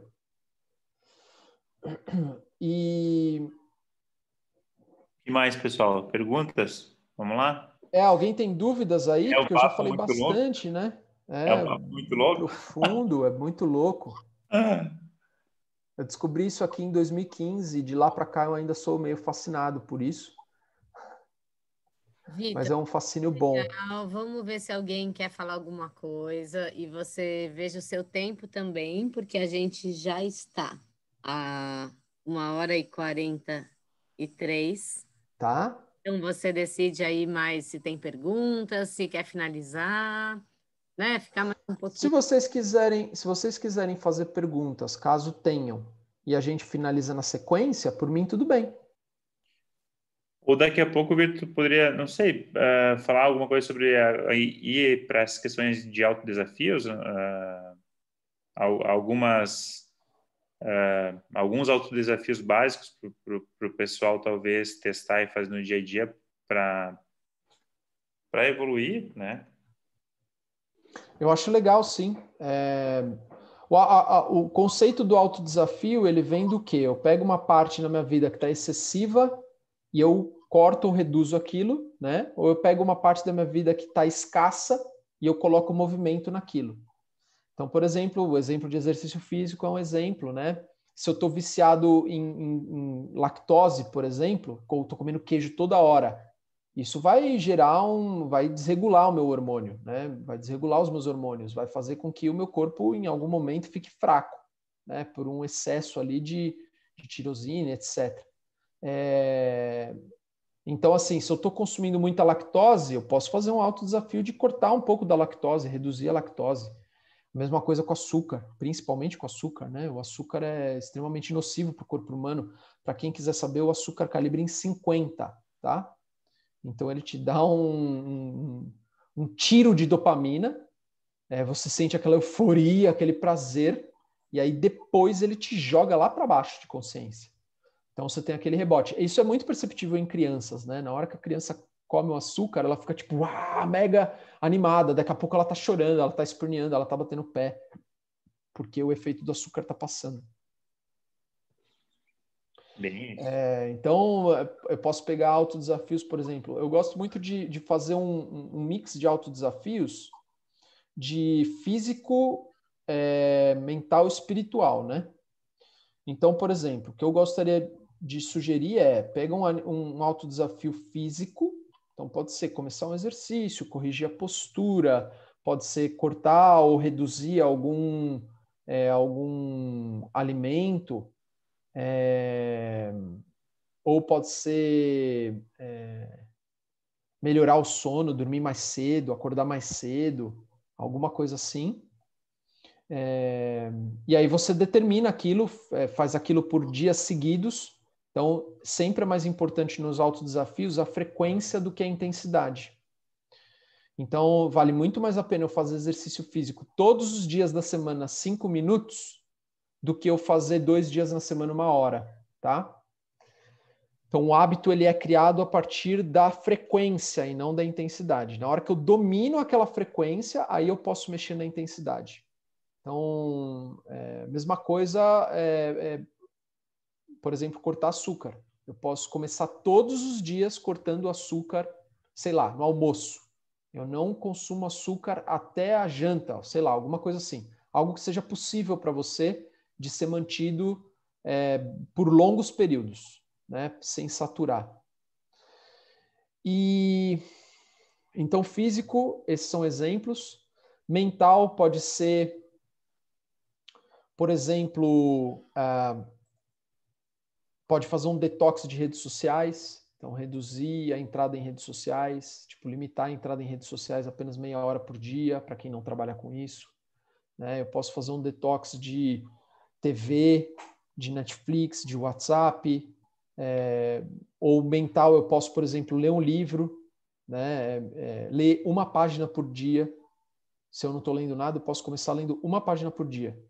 Se eu já leio o livro, mas gostaria de estudar mais, eu posso começar a ouvir audiobook, né? Então, esse é outro autodesafio. Mas eu gosto de pegar no livro, eu gosto de ver o livro. Tudo bem, se autodesafia a ouvir audiobook. Ouve o mesmo livro ou ouve outro livro. Mas eu não presto atenção. Não tem problema, ouve o audiobook, depois, se você quiser, você ouve de novo, depois você ouve de novo, depois você ouve de novo. Você absorve o que tiver que absorver. Mas esse é um autodesafio, por exemplo, mental, né? Pode ser também, por exemplo, falar mais não. Isso é um autodesafio mental também. Geralmente, ele é difícil para o ser humano falar não. Ou se eu falo muito não, pode ser falar menos não, né? Então, assim, eu posso criar autodesafio para o que eu quiser, para o que tiver excessivo ou o que tiver ausente. Então, por exemplo, eu recomendo aí começar com autodesafio físico, um mental e um espiritual, que poderia ser, por exemplo, agradecer antes das refeições. Isso é extremamente espiritual, né? Não tem nenhuma lógica você chegar para o seu prato de comida e falar, eu te agradeço. Então, não tem lógica linear, né? Você falar com algo que teoricamente está morto. Mas para o espírito tem completa lógica, né? A lógica com L maiúsculo, que está ali no nível de consciência de gratidão, de 510. Então, eu agradeço o alimento, agradeço a vida daqueles seres, agradeço por eles estarem me nutrindo, e naturalmente eu ancoro aquele campo naquele momento. Então, esse é um autodesafio espiritual. Meditação também. Meditação também, autodesafio espiritual. Então, eu paro de me envolver, eu me envolvo menos, na verdade, com as sugestões da mente, né? Lembrando que essas sugestões, elas vêm dos campos de consciência que eu estou conectado. Então, nem minhas elas são. Geralmente eu dou muito valor para os pensamentos porque eu acredito que eles são meus, mas eles não são. Eles são só traduzidos pela minha mente, eles vêm de um campo de consciência. Então, eu não preciso dar tanto valor para eles, porque eles não são meus mesmo. Então, meditação é uma forma de desapegar de pensamentos e de emoções negativas, por exemplo. Oração. Então, orar, né? Orar geralmente de forma espontânea, né? Às vezes quando a gente tem vamos dizer assim, um hábito dogmático de rezar, a gente reza meio que mecânico. Então, eu não estou falando de uma reza mecânica, eu estou falando de uma oração verdadeira, né? De você se conectar com algo maior e pedir um alívio de um sofrimento, pedir para descobrir a verdade, não importa o quanto doa, pedir para aprender a render um apego, aprender a lidar com uma situação, né? Render as nossas vontades individuais, as nossas expectativas para algo maior, que é o famoso que seja feita a vossa vontade. Então, tudo isso são autodesafios espirituais. Eu posso até mesmo me conectar mais com a natureza, então pisar na grama, sentir o ar puro, agradecer aos céus, vamos dizer assim, né? Essa contemplação também é um autodesafio espiritual. Né? Não tem nenhuma lógica linear de você ficar olhando para o nada e apreciando a beleza do nada. Mas eu posso fazer isso, porque a beleza é uma expressão da divindade. Então, eu simplesmente reconheço o divino na beleza de cada coisa que existe. Então, isso é extremamente espiritual, a hora que eu contemplo. Então, esses são autodesafios que eu acho que são bem positivos aí, escolher um físico, um mental, um espiritual, e começar a praticar isso no dia a dia, um pouquinho por dia. Então, vou fazer um exemplo aqui, uma categorização. Eu escolhi reduzir açúcar, eu escolhi ler um livro e eu escolhi agradecer. Legal. Então, eu vou reduzir o açúcar. Eu como açúcar todas as refeições, vamos supor, tá? Então, eu vou tirar o açúcar do meu café da manhã, todos os dias, não vou consumir açúcar. Aí, ler livro, vou começar lendo uma página por dia. Ah, mas é muito pouco. Não, uma página por dia é infinito por cento a mais do que 0 página por dia. A gente tem que lembrar disso matematicamente falando. Uhum. E aí, quantos dias para tornar isso um hábito? 21? Então, existem algumas teorias, né, de quantos dias para tornar um hábito ao qual você incorpora aquilo na sua rotina. E aí depois muda o hábito do desafio daí. Eu não gosto desse caminho, não recomendo um dia específico, porque, por exemplo, para o hábito enraizar mesmo, é muito relativo. Então, eu faço exercício físico já constante desde 2018, tá? Eu era extremamente sedentário antes disso. Desde 2018 eu faço exercício físico. Virou um hábito mesmo, daqueles que eu sinto falta quando eu não faço, faz 5 meses, 6 meses. Então foi aí 1 ano e meio para enraizar de fato o hábito, onde eu parei de me cobrar de fazer exercício físico e agora eu me cobro de quando eu não faço porque eu quero fazer. Não é mais uma cobrança de tipo, eu preciso fazer. Não, eu quero fazer. Me faz bem, eu sinto que me faz bem. E quando eu não faço, eu sinto falta. Né? Não é mais uma cobrança de tipo, eu preciso fazer porque eu preciso emagrecer, porque eu preciso da estética, ou porque eu preciso do resultado. Não, isso já quebrou. Né? Agora eu faço porque é quase eu amo fazer exercício físico. É praticamente isso. Né? Então, eu estou amando fazer exercício físico. Então, aí sim eu enraizei o hábito. Isso demorou 1 ano e meio. Então, é muito relativo, né?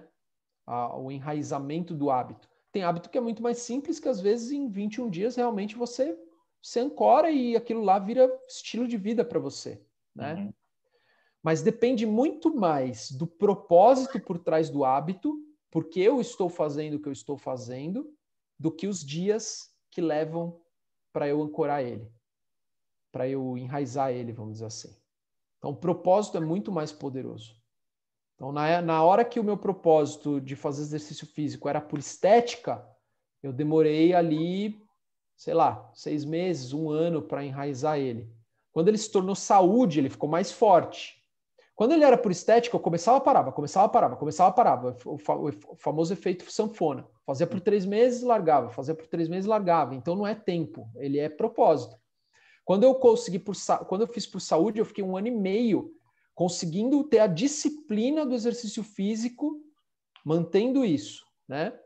Quando o exercício físico se tornou aquilo que eu sou, o propósito virou um ser maior e não mais só a saúde, isso virou natural e quando eu não faço eu sinto falta, né?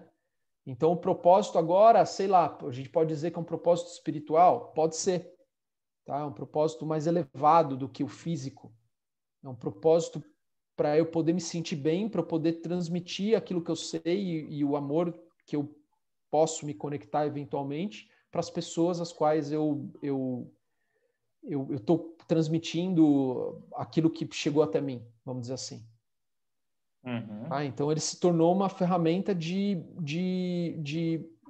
cuidar do templo, vamos dizer assim, do espírito, né? Então é um propósito espiritual e isso se tornou o que eu sou, né? Enraizou de fato. Então tem gradações, né? E isso depende do tempo. Tem coisa que tipo você vira e fala, puta, é isso, eu preciso fazer isso por causa disso. E é um propósito já extremamente elevado e eu começo a fazer e pronto, nunca mais paro, né? E acho que é isso, gente. Eu acho que é isso aí também que nós, como quiropraxistas, acabamos tendo esse propósito também pela profissão, né? Basicamente é isso, né? A gente, querendo não estuda 5 anos depois, né? Continua estudando, mas é realmente para essas questões de tornar isso um propósito para nos ajudar e talvez ajudar as outras pessoas, né? Legal. Através de... Me veio agora na mente isso aí que eu estava comentando relacionado à nossa profissão como quiropraxista, né? Sem dúvida, de servir a algo maior. Servir o bem-estar das pessoas, servir o próximo, aliviar o sofrimento dos outros e assim vai. Ajudar, bem isso. Ajudar. E aí, pessoal, alguma pergunta, alguma dúvida? Acho que o pessoal, eu vi que a Serena mandou aqui, perguntou se alguém tinha alguma dúvida, mas ninguém falou nada. Só agradecer. Então, acho que é isso, gente. A gente foi tirando as dúvidas aí no meio. E eu agradeço aí o convite de vocês. Foi uma honra estar aqui com vocês, compartilhando esse conhecimento. Espero que tenha feito sentido. Totalmente nossa, né? Sempre é muito bom escutar. Muito bom o papo. Que bom, fico feliz. E aí Vamos equilibrar a consciência. Isso. Vamos buscar sempre levar a nossa consciência, porque assim a gente ajuda o mundo. Claro. Também, né, depois, se qualquer dúvida o pessoal quiser trocar uma ideia com o Vitor, né, pode entrar em contato com a Pandora, né, Vitor, pode. Instagram, né, tem. Isso. Tem o meu Instagram também, que é o @vitor.esprega. Vitor sem o C, tá? Então é vitor.esprega. E aí, quem quiser, eu falo bastante sobre esses assuntos, falo bastante sobre tomada de decisão, né? Tudo aquilo que ajuda a gente a elevar o nosso nível de consciência diariamente.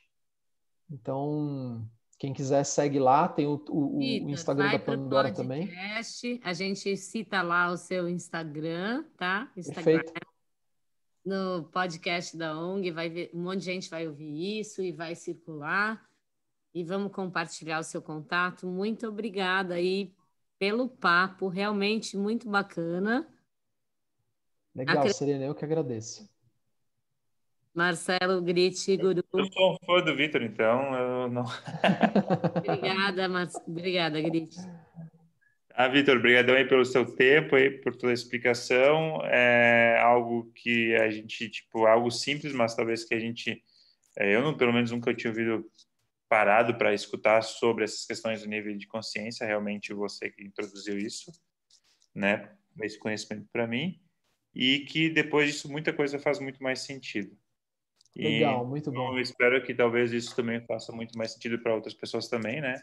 E aí daqui a pouco também pode, né, tirar essas dúvidas diretamente contigo e daqui a pouco, se um outro momento também surgir alguma questão que daqui a pouco o pessoal se interessa, a gente pode retomar e falar sobre algum assunto mais específico também, se tu tiver livre, né? Bem Fechado, tranquilo. claro. Com certeza. Muito bem. Mais algum recado, alguma coisa? Vitor, quer falar alguma coisa? Não, só isso mesmo. Agradecer mesmo a presença de todos. Todos tenham uma boa noite aí. Ah, show de bola então, Vitor.